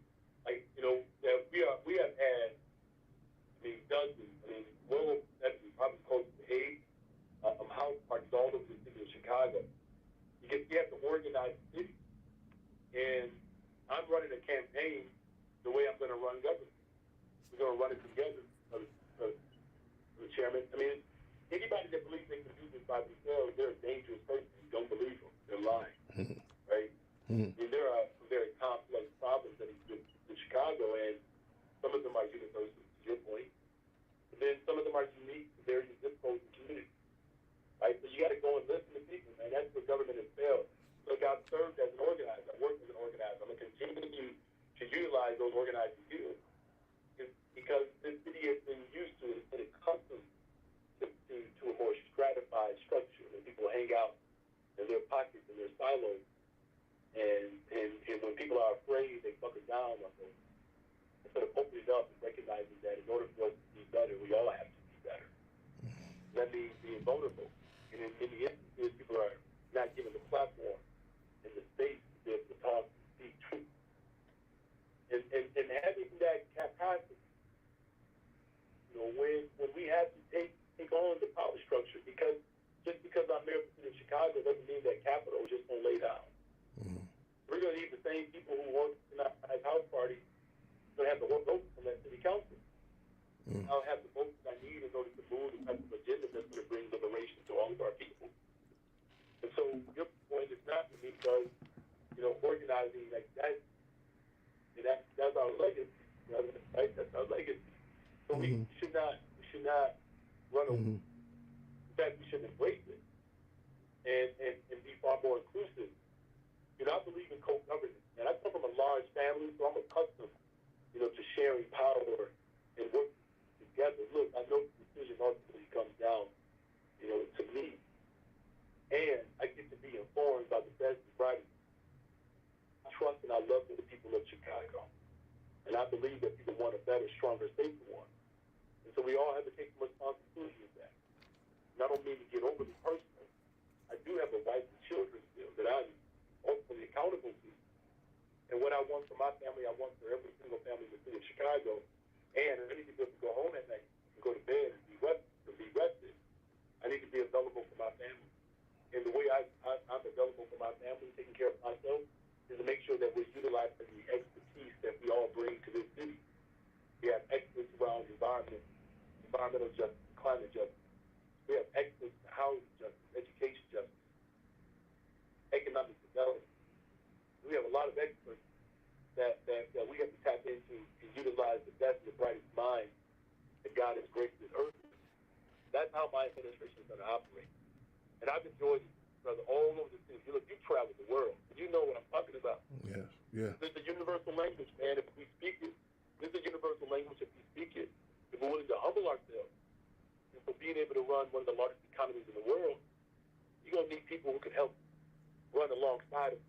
Mm-hmm. That when my time comes to an end, that we're not starting over, and someone else can pick it up and move it from there. You know what I'm saying? Yes. That's why I'm committed to this form of campaigning, because we take the conversation directly to the neighborhood, and then we bring the neighborhood to this floor. Yes, indeed. I want to again, y'all. We live direct on Freedom on Radio and Intellectual Radio. We have an international listening audience, and we're on the eve of Election Day in Chicago, Illinois, and Chicago has electoral politics. Frank Sinatra talked about it, the history of it. What goes down with it, and we're talking about the uniqueness of this. We have the candidates here, and I know I want to say something that I want to address the elephant in the room. One of the elephants in the room when it comes to Chicago politics that many people may well, actually, no one should be able to dismiss, especially in this stage in the game. The city of Chicago, which for all practical purposes, was and for all, it pretty much remains one of the top segregated cities in the country. And and this is something I know that I pointed this out when I talk about even the cloth I'm cut from Chairman Fred, who authored the Rainbow Coalition, how he dealt with the race and the class contradiction in particular in the city of Chicago. And you look at, then fast forward, you go through the history like electoral politics with the infamous Daily Machine. You look at the old footage, when the Democratic Convention, the mandate, from Mayor Daley, Mayor Daley Sr., about how to deal with the uprising in Chicago, to Jane Byrne, to Harold Washington. You go back and pull, if y'all can, go YouTube some of the campaigns of Harold Washington running against Epton. And not just look at the candidates, look at the people, and it can get real ugly with the race question here, And Harold Washington, even after that, and certain things may become dormant, but the reality is this is something that's intrinsic in Chicago in particular. And with that being said, and it's something I should be put. I wanted to make sure I put all of I know, and they talking about it's already discussion now about yourself, you're running, as opposed to Paul Vallis, and that's something that is going to be ahead of it in regards to this race question. Because the reality is, this impacts how the funding of allocation of TIF, tax increment funds, housing, how crime is dealt with, everything. How would that be? How do you in this city that again that this impacts? I would even say impacts the way the water. You know what I'm saying? The race contradiction. How what do you you and your administration, how do you foresee even grappling with dealing with that? Some of those contradictions. Yeah, no, that's right. Because at in Chicago, I'm running it all. Yeah. And so thank you for highlighting those contradictions. And look, I believe what's necessary. Here's what I know what's necessary. You got to take your dead on your own, man. You can't tiptoe around this. Mm-hmm. And so that's why when I talk about my public safety plan and I lay out my public safety plan, as well as my education plan, a lot of these systems that have been used to oppress people, whether that's in standardized tests or whether that's in, the addiction that this city has on jails and incarceration, right? Mm-hmm. That standardized test, it was used as the eugenics study to so-called, they wanted to prove that blacks were inferior, right? That's always tests that reinforce, the inferiority of dynamics that we want to continue to spread as a narrative on our people. And so it's challenging our own school system, right? Even for community directors, in terms of how we deliver services, make sure that we have open trauma units that can be dispatched throughout the city of Chicago to provide care.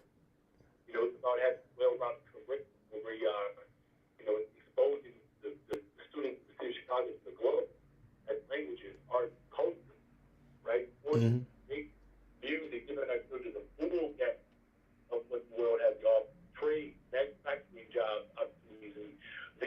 training that continue all the community college should be free. And under my administration, that's what we build towards. That also means child care rights, but it also means that, with law enforcement and policing, that we have to take a look at their budget. Look at the budget, Chairman, and, they have 3 or 4 graphic designers that the police budget is appropriate. So what graphic designers have to do with public safety? You know what I'm saying? We have this consent decree that has not been considered. And so we're going to have to assess based on the consent decree, which ultimately leads towards a better, stronger city in Chicago, that we are implementing that. And then to your point, we have individuals who have violated our community. And as much as, we believe in mercy and second chances, our people have been victimized. Right? I talked to a mother today, who is a victim. And so we have victims and survivors of that trauma of crime. And we have to make sure that we bring justice. Right? If people want closure, they've lost family members, lost loved ones. That's a lot of pain. Mothers who've lost children. These children go to school after a mass shooting takes place in their neighborhood. No support for these. And so, yes, contradict this. Yeah. And coming upon all of us to continue to organize all our systems who are perpetuating violence against people and against humanity. And that's why I'm making sure that those reports by the government that we give them full reparations. And I made a commitment to that. And it wasn't just John Bird. The notorious one. Yes. There were others. And so we have to tear down that this government, that the heart of this government cause. That's how we deal with these contradictions. You got to admit. Like, I have, if you didn't know that, you weren't cool with me, and I would have to tell them, you wouldn't know how to treat. Yeah, I know. Give them some water, give them some air. Yeah. How did you know I have asthma? Like, does he have that? You know what I'm saying? Yes. How to treat it. Right? And so when you name and treat, we're going to, our district is not going to be afraid to name it, because it's well past time, brother, that we really have systems of care. Have to be the prevailing form of how we engage. And of course, I'm inspired by like the west side of Chicago. When before there was anyone talking about health care for all, or a free lunch. I mean, we know the roots and the history and the roots that run deep in our community that have made this country better as a result of us just looking to have systems of care. And because of systems of care, like the Black Panther Party, every child in the country gets eat. Everybody's talking about health care, Medicare for all. That comes out of the public education at the expense of the state is a needful idea. What's the word of W.E.B. Du Bois? Right? And so when we think about public education, public transportation, public housing, good paying jobs, and health care, those are the demands that the formerly enslaved had when the so-called emancipation was granted. You throw in there environmental justice, climate justice, access to food, so that we can deal with the apartheid structure within food access in this city with all the data. We have such an opportunity to revitalize our community, put people to work, put people on the pathway to home ownership, give them good paying jobs, they have an entrepreneur spirit, invest in them, because they're going to invest in our community. It's an opportunity to revive the city. That's why I'm looking forward to becoming the mayor of the city of Chicago. Yes, indeed. We live in the record again, y'all. Y'all tap in, tune in. This is a special edition. You know what I'm saying? This again, less than I want to say 12. We on the countdown. 6 in the morning. Those polls open. Websites. Any other comments that I may have missed, or you want to point out that that we may have missed? And again, websites or information. Was it the number? Definitely, I know a lot of times we hear those numbers just sticking. I mean, the number that people should connect to your name. That is connected to your name. Yep. Definitely go to my website, go to my Twitter handle, TikTok, everywhere, Facebook, brandon.com, and then I want you to vote and punch 5. Brandon for Chicago. And I want you to make sure we're voting for the district council members as well. I know our sister on the west side was Yvonne and Raywine, and there are other people like her who are running to provide the type of oversight over law enforcement that we need directly from our community. And Sister Sister Winters is a dynamic sister, and I support her wholeheartedly, and she represents, the beauty and the love. She represented well. We just had him on, and then again that's a new office in Chicago. You know what I'm saying? So people again be on the heads up for that tomorrow. Also, this is historical in so many ways. And you kind of breaking up again, brother. Can you if you can't say that one more time for us that what's your number and also the websites again? Chicago.com. 15brandonforchicago.com. I love you, brother. I appreciate the time and the work that you've been doing and the legacy that you continue to carry out. It means a lot to our people, and it means a lot to the entire world. Punch 5, let's make 3 tomorrow. Let's make sure that we communicate with all of our people to get out and vote. We can make it. The polls are already saying that I've come out of nowhere. I announced in Cabrini Green back in October. No one thought we had a chance. And now our movement is on the front page of the papers across this country. So we get to make history tomorrow. You can elect a teacher, a husband, a father, someone who's other people, someone who's raising their family outside of Chicago, someone who loves to bring the city together. So thank you again. Love to give the best support to the family. And again, I want people to get out and vote tomorrow, 6 a.m. Polls open up and close at 7. To 5 a.m. for you, Chairman. No doubt. Yes. Those who know me know to give me the extra hour. Yes, indeed. Well, hey, we appreciate you coming in because again, we don't take this lightly. I know y'all, as we say, moving and grooving. It's on the crunch time for calling in on these intense hours right now. Again, everyone, you know what I'm saying. Again, for everyone else, 6 in the morning. I'm telling as you just heard. Brother said for me 5 a.m. in the morning, and that's happening. The weather is, I think, it's been some rough last few days rough, but it's gonna be relatively all right tomorrow. So y'all look for the voter polls. Where they at? Right. One more time. That's right. No excuses. Yeah, there are polling places everywhere. You all find out, where your precinct is. You'll see it. Get up in the morning. It's not too far from most people's home. So again, my number is 5 on the ballot. 15 Brandon for Chicago. I love y'all. Head to my next stop, and we'll see us on the Vixen Party, man. I'll send you that information. Come out and celebrate on the west side when we make history tomorrow. I'll send you the address. Love, respect, and appreciation, y'all. We live and direct on Freedom Radio, making history, taking history, and taping history, y'all. For the international audience that's listening in, y'all make sure y'all tap, y'all see again. We are giving to you on the ground. What's happening? I'm gonna be hopping back on. I'm gonna be hopping back and forth on live, coming up to it. And as y'all just heard, so those that don't be noticing, okay, Chairman, you come in at 5, be up at 5 in the morning. And again, this is a hell of a period of time because, like I say, this got some heavy hitters tapping in with you too. Yes, indeed. I see heavy hitters. The Cassandra Greer. Oh, wait, okay. Y'all, Cassandra Greer, go to make sure y'all hear me on this. Cassandra Greer, again, I said this earlier. Let me reiterate this. If you need a ride, if there are people who need a ride, they have rides available. Cassandra Greer said they hit your page. Okay, hit your page. What needs to happen? Mark Clemens, 0.72 for winners. She just is on with us, no doubt. That's down. That's for the police. One more time, y'all. I'm going to say this correctly. Accountability. Inbox. Okay. Take that one more time for this. Okay. Mark Clemens says punch.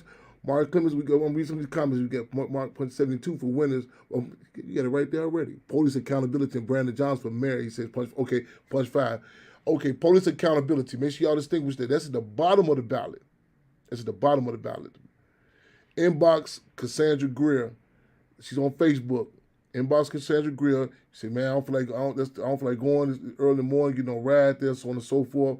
Inbox her. They work on transportation. Who else we got called? This is this is a special edition. You know what I'm saying? We want to thank all our callers for calling in. We want all the people who's tapping in. All the energy, y'all. If you feel any of our past callers will call in with rebuttals, something you missed, you say, oh, I forgot to say this. And again, this energy, informed audience. Again, and I really, I'm just want to say this, man. I really appreciate everyone who called in. Even, you know what I'm saying, you had different candidates, you know, some different offers. However, it was so respectful. It's really insulting a lot of times the way that the electoral political game is pushed out to our community in particular. But you've seen some hardcore information being laid out for us. You know what I'm saying? So this is how years back we had some issues with the thing voter died. Because I mean, they had these people puffy cones that come out. They didn't say nothing to us. You know what I'm saying? And it was just saying voter died, play some music. So, no, the stakes are too high. We are due more. And you've seen the type of dialogue and discussion we had here today, and we put the call out to everyone. So you see, well, my candidate didn't call in. So I respect that. A lot of times people feel like, well, you know, man, I should have to contact the people down there. You know, like sometimes a lot of people feel they just come to the Bud Billiken parade, throw a T-shirt on, ride past us, and that's it. The respect to reach out to us. You know what I'm saying? And again, respect is reciprocal. You know what I'm saying? You know what I'm saying? Again, that should be in a relationship, your family, your community, a dining service, a business, the gas station. It should be some respect to dialogue with you to come in and should in the electoral office. To not just, I'm just gonna vote for me. It draws a foregone conclusion. We had some good questions and laid out, and you know what I'm saying. I know people are still gonna be out on the ground because again, we less than 12 hours. It's on the countdown. It's on the countdown. Any more callers in queue? Fremont, may we have another call in queue? Welcome, Fremont Radio. Fremont. Hey, how you doing, Chairman? This is Rabbi. How you doing? Rabbi, I'm well. How are you doing?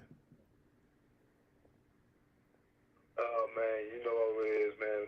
On the front lines doing what we do, Yeah. I caught that pause and I asked you how you doing because I don't want to speak. I want you. We got word, you know, we keep our ear to the ground, and I know there's an event in regards to you. Well, let me open up for you. Give us the back. Who are you? You know what I'm saying? For those who might not know, you know what I'm saying, your history, who you are, who are you, and what's happening, and what happened. Because it's been a lot of buzz lately. It's been hot over airways through the community about this assault, the situation with you. And make sure you give out your page too. You know what I'm saying? Your Facebook page. But again, welcome to Fremont Radio, and let us know what's happening, and also you know where you at with this upcoming election. But what happened? Whose office? Well, I'm gonna step back. Go ahead, my brother. man. Well, for your viewers, my name is Rabbi Michael Ben Yosef. I'm a human rights activist, anti-violence activist here in Chicago. My organization is Chicago Activist Coalition for Justice, headquartered here in Chicago. We do civil work around issues with regards to gun violence, police-involved shootings. We do work on voters' rights.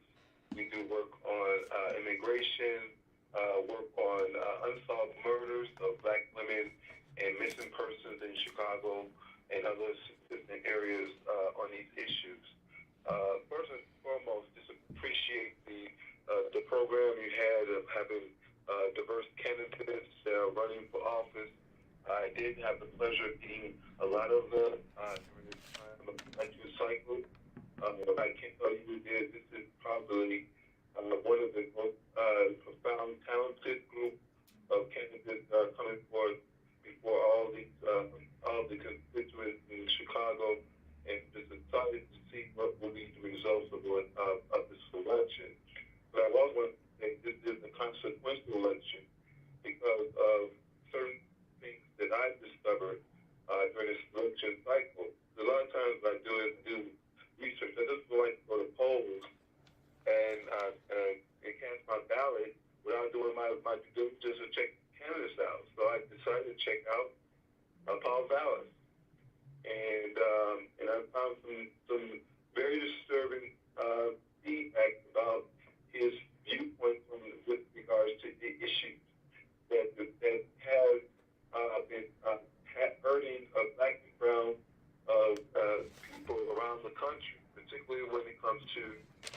the critical race theory. Mr. Vallis has views that I would believe has been suppressed from the public, and I've been doing a lot of research on him. And he did a podcast with I do believe had to be a Republican type of audience, and the conversation went along with asking his viewpoint of critical race theory, being the former CEO of Chicago Chicago Public Schools in Chicago.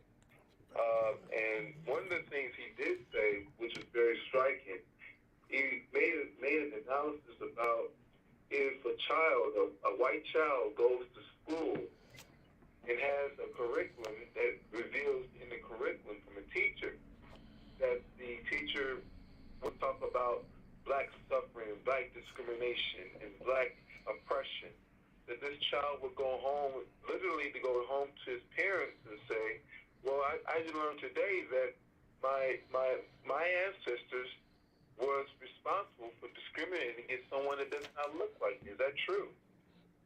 Then Mr. Vallis will go on to say, well, we don't want to have that conversation from this child. This child shouldn't have to go home and feel some sense of sadness or feeling of regret for what happened in the past. And that was then he goes on to say that the teachers should not deviate from core curriculum, but they refuse to have anything to do with any issue that is divisive, that's confrontational, and will cause not accountability upon what the teacher is required to do. Those are the type of talking points that are from the MAGA movement that we have witnessed in the last administration in the President of the United States, number 45. As we have seen, the movement of the MAGA movement is still alive and well, and that's one of the talking points that Mr. Vallis was using in his comments towards the podcast moderator. Not only that, he is also endorsed by the FOP president, John Cardazaro, who is a known racist in Chicago, and is now still his tenure as the president of the FOP in Chicago, expediting and continuously putting forth those talking points that MAGA is already been spewing out in the community. So, long story short, the viewers, yesterday, Paul Brown had a campaign event up north, and I decided to take my bullhorn, to take my sign, to take my passion for the people and be on the ground and go out there and stand out there and be unapologetically as a peaceful protest. And when I got there was a whole line of media and outside of the venue. And when I began to unpack my things, they want to start packing everything up and go inside the venue. So I said, well, I need to get busy because I see what's going on. I can read between the lines. So I got my bullhorn, got my Facebook Live going, and basically started speaking out publicly about how this candidate should not be nowhere near the fifth floor in the city hall, expediting and putting policies in place will impact further of the division and hurt war of black crowd in Chicago. So then, getting to the maybe 15 minutes in my action in peaceful protest, by the way, one of the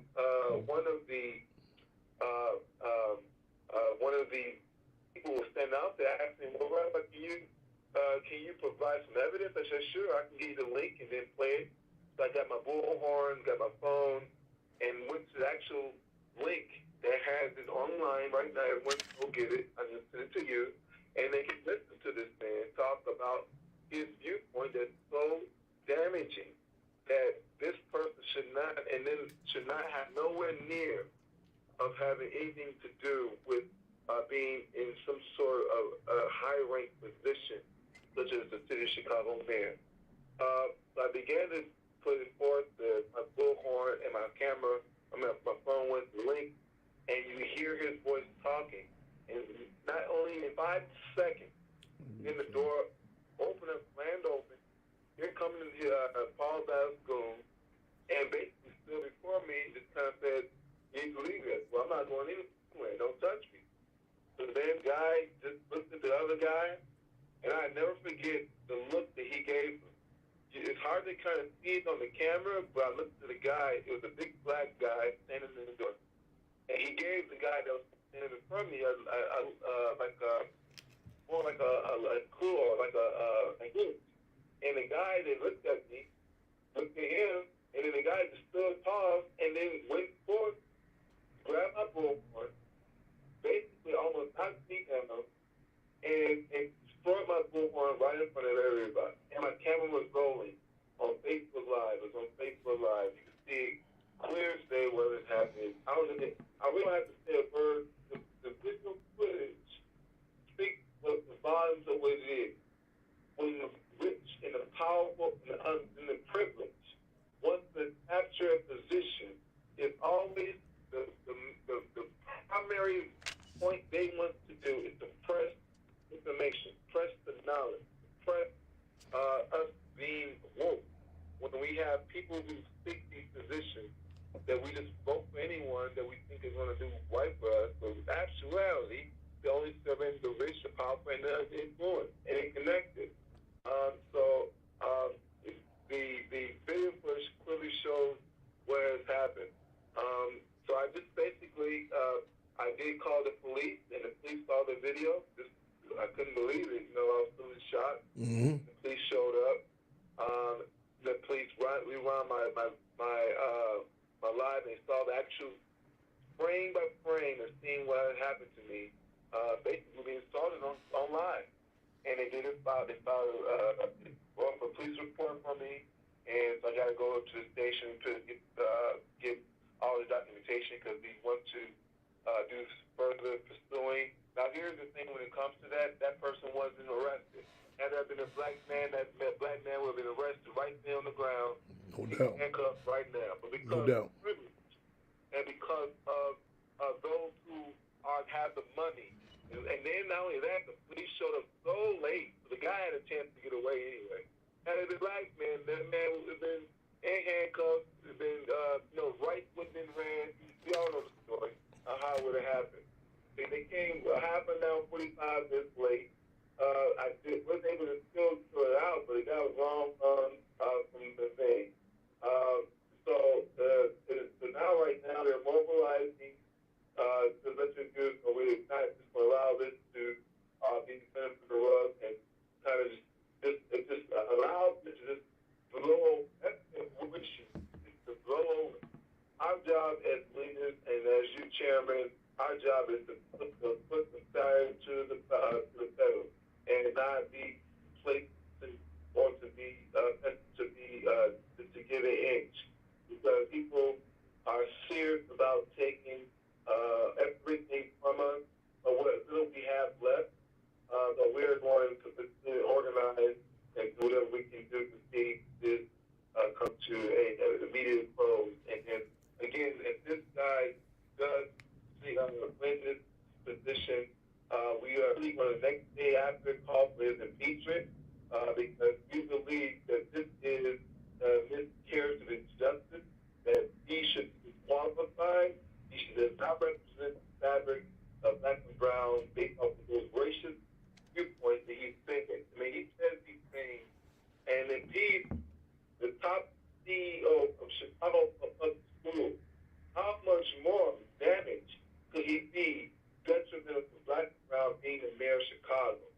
Having all that power to do whatever he wants to do to bring his racist ideology to a position that hurts even further what we already bottom of having those products come for race. And that would be all for myself. We live on the record, Free Mayoral Radio. Rabbi, you mentioned. I just want for those who just tuning in with us. Okay, this assault that you were subjected to yesterday at the I don't know if he's in the office or with Paul Vallis, and people heard you say you can't, you had your bullhorn, your podium. This is so I don't want people to get it wrong. But this is something. So I mean, this is. I mean, whether you be in front of Logan Prison, or myself, you, Sandra Greer, Dr. LaShawn, others to address the issues that the women in Logan's prisons were subjected to, and you everywhere you when you pop you have the whole you come the podium the bullhorn and we've seen this footage of this, you know what I'm saying. You've been in front of prisons, you know what I'm saying. I mean, state troopers around, you know. I haven't seen assaulted like this, you know. And this again, I want you to get your Facebook page. People can see this again. And then also, let me add this, you know, put this in context too. This is not Paul Vallis's first rodeo, you know. This is his history with the infamous Daily Machine. And again, we have different candidates call in, but I don't know if this is the history with the infamous Renaissance 2010 program with the schools, and also Paul Vallis with the I don't have enough time for this show to talk about the contradictions that, you know what I'm saying, that, you know, with that. But Paul Vallis later was over the educational system in Philadelphia, then transferred to New Orleans. And I, you know, in fact, I ran into him myself, and I knew what we was doing. When I traveled down to New Orleans, we had some issues with the prison schools down in New Orleans. We was challenging these contradictions, and and then he was later moved to Haiti, and like they moved people were like chess pieces. You say, wow, you know, so he's back in Chicago now, and this is discussion about him running for mayor of Chicago now, and you say, whoa, it's kind of like you look at certain hotspots, and you know, you say, well, they have moved certain individuals around to wait till the spot kind of hot, you know what I'm saying, and they be exposed in a certain city, and they moved him. I mean, they moved him around literally. You know what I'm saying? I recall this in New Orleans and Philly. And people were calling like, man, what's going on? You know this dude? I said, yeah. This is something about that even speaks to the importance of internationalism, because like I said, the system, it plays of subjectivity. Like, okay, they're moving a person from the south side to the west side. Les Long moved again. Vallis was moved to Philadelphia, to New Orleans, and to Haiti, yeah, and you know, since all of a sudden pop back up now, and then with this arrogance. So I want people to go to Rabbi's page. You know what I'm saying, and you can see where it's bred from. You know what I'm saying. I mean, the author again. So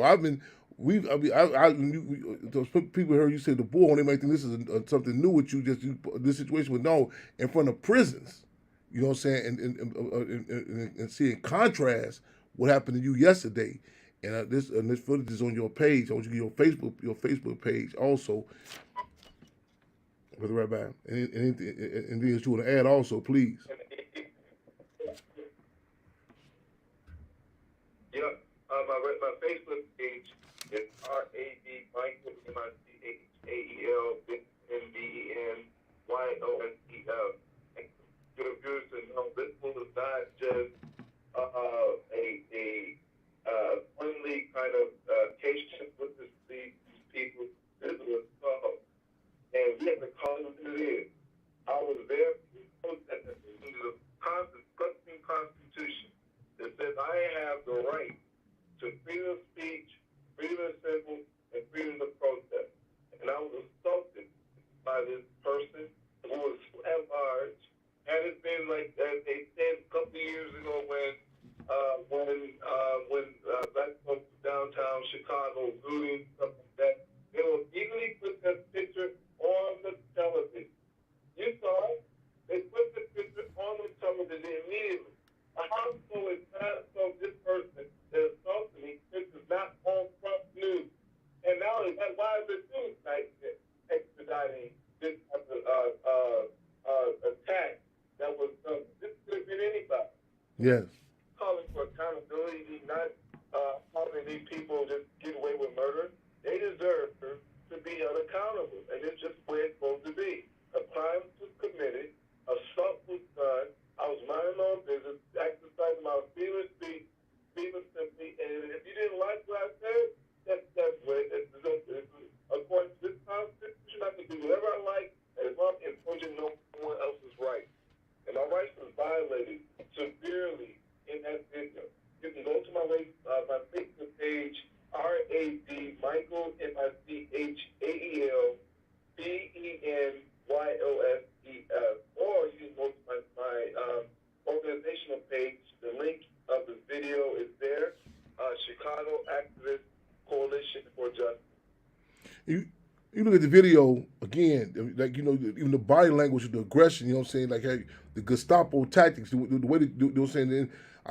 All this. This individual's mission was the uniform. You know what I'm saying? You could how his body language, and once you start, like even who you dealing with, Paul Vallis doing, even the case, the revealing of recent, what state was it? With his son, the case of his son who was a police, was it Texas?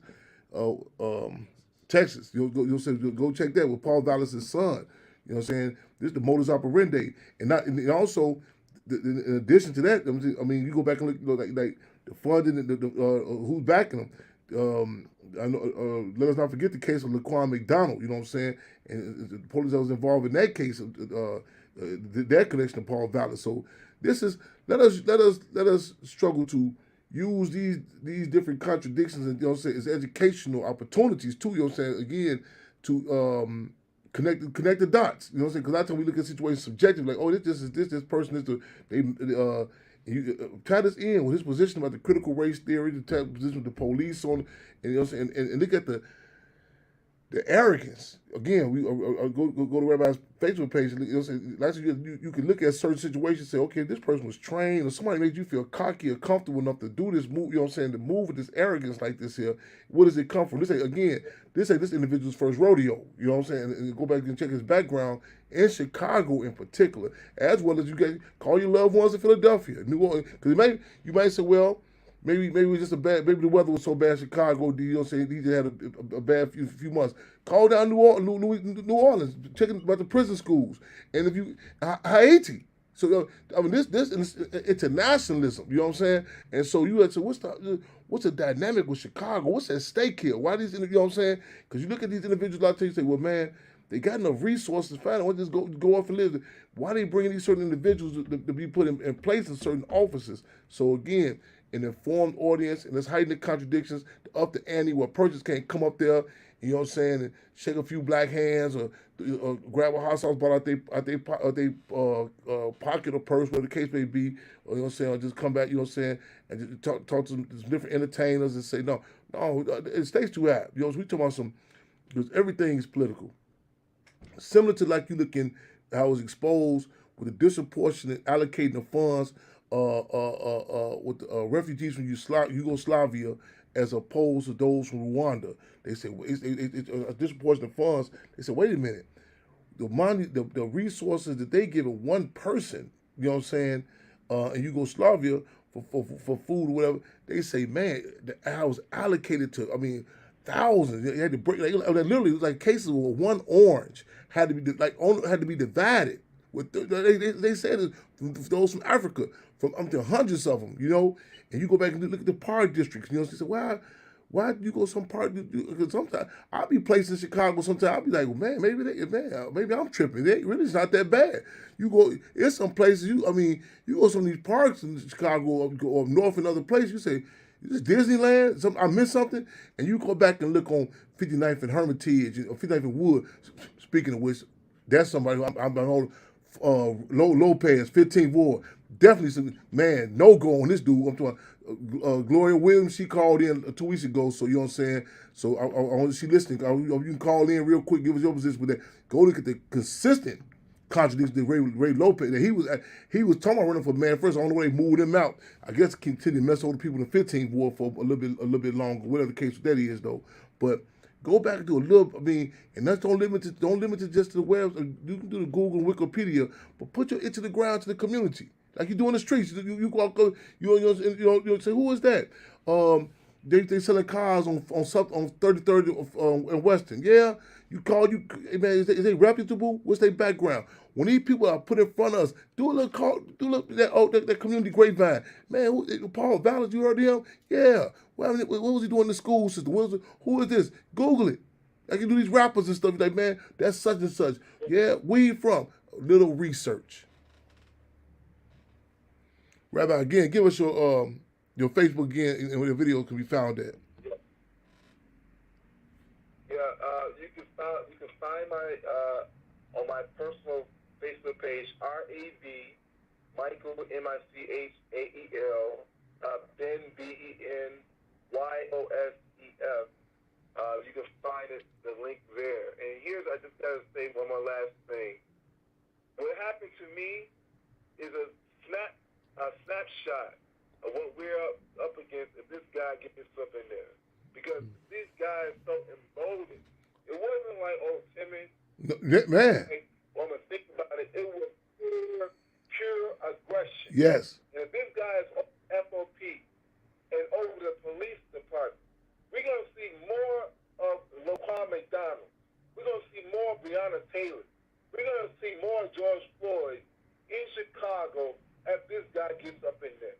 That's Paul. We need to show up tomorrow, and we need to show up tomorrow in droves and do what we need to do as people of color, because this is a racist that's seeking to come in our community and portray his ideology, his racist viewpoint in our community, and we're going to be the ones end up with all of that type of aftermath of not having anything but the left that we do have. And this is the fact of the matter. You see, we just got to show up and show out tomorrow. Can't make it no more plain than that, y'all. Go look at Rabbi's page. As he said, look at the arrogance that this century, this how he moved in. This is so. Imagine with him being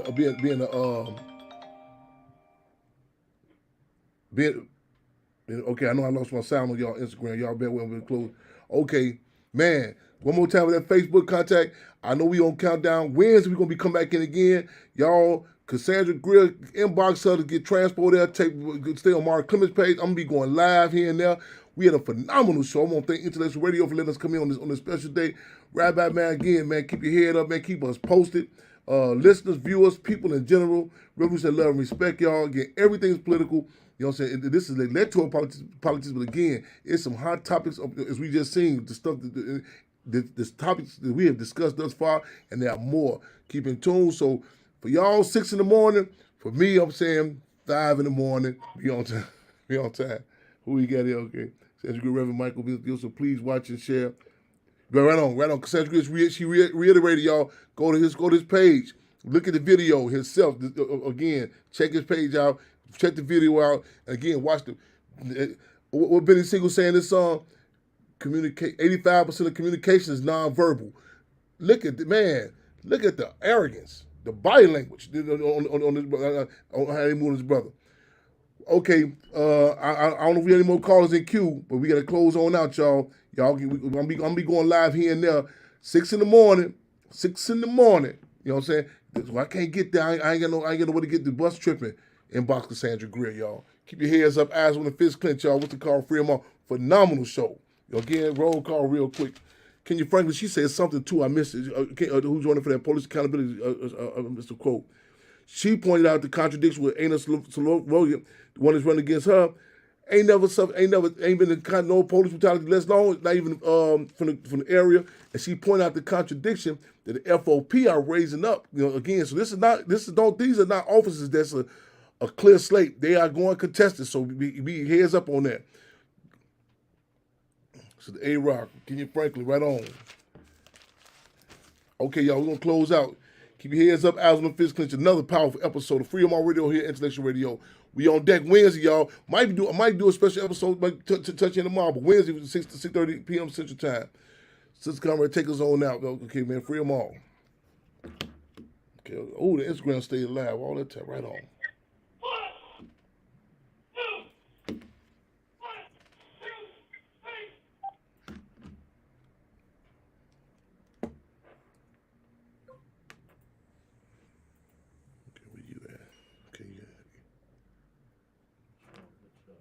Man, that was great energy. Look at me, I forget I'm up there. I gotta press this. Yeah, one thing, when you do your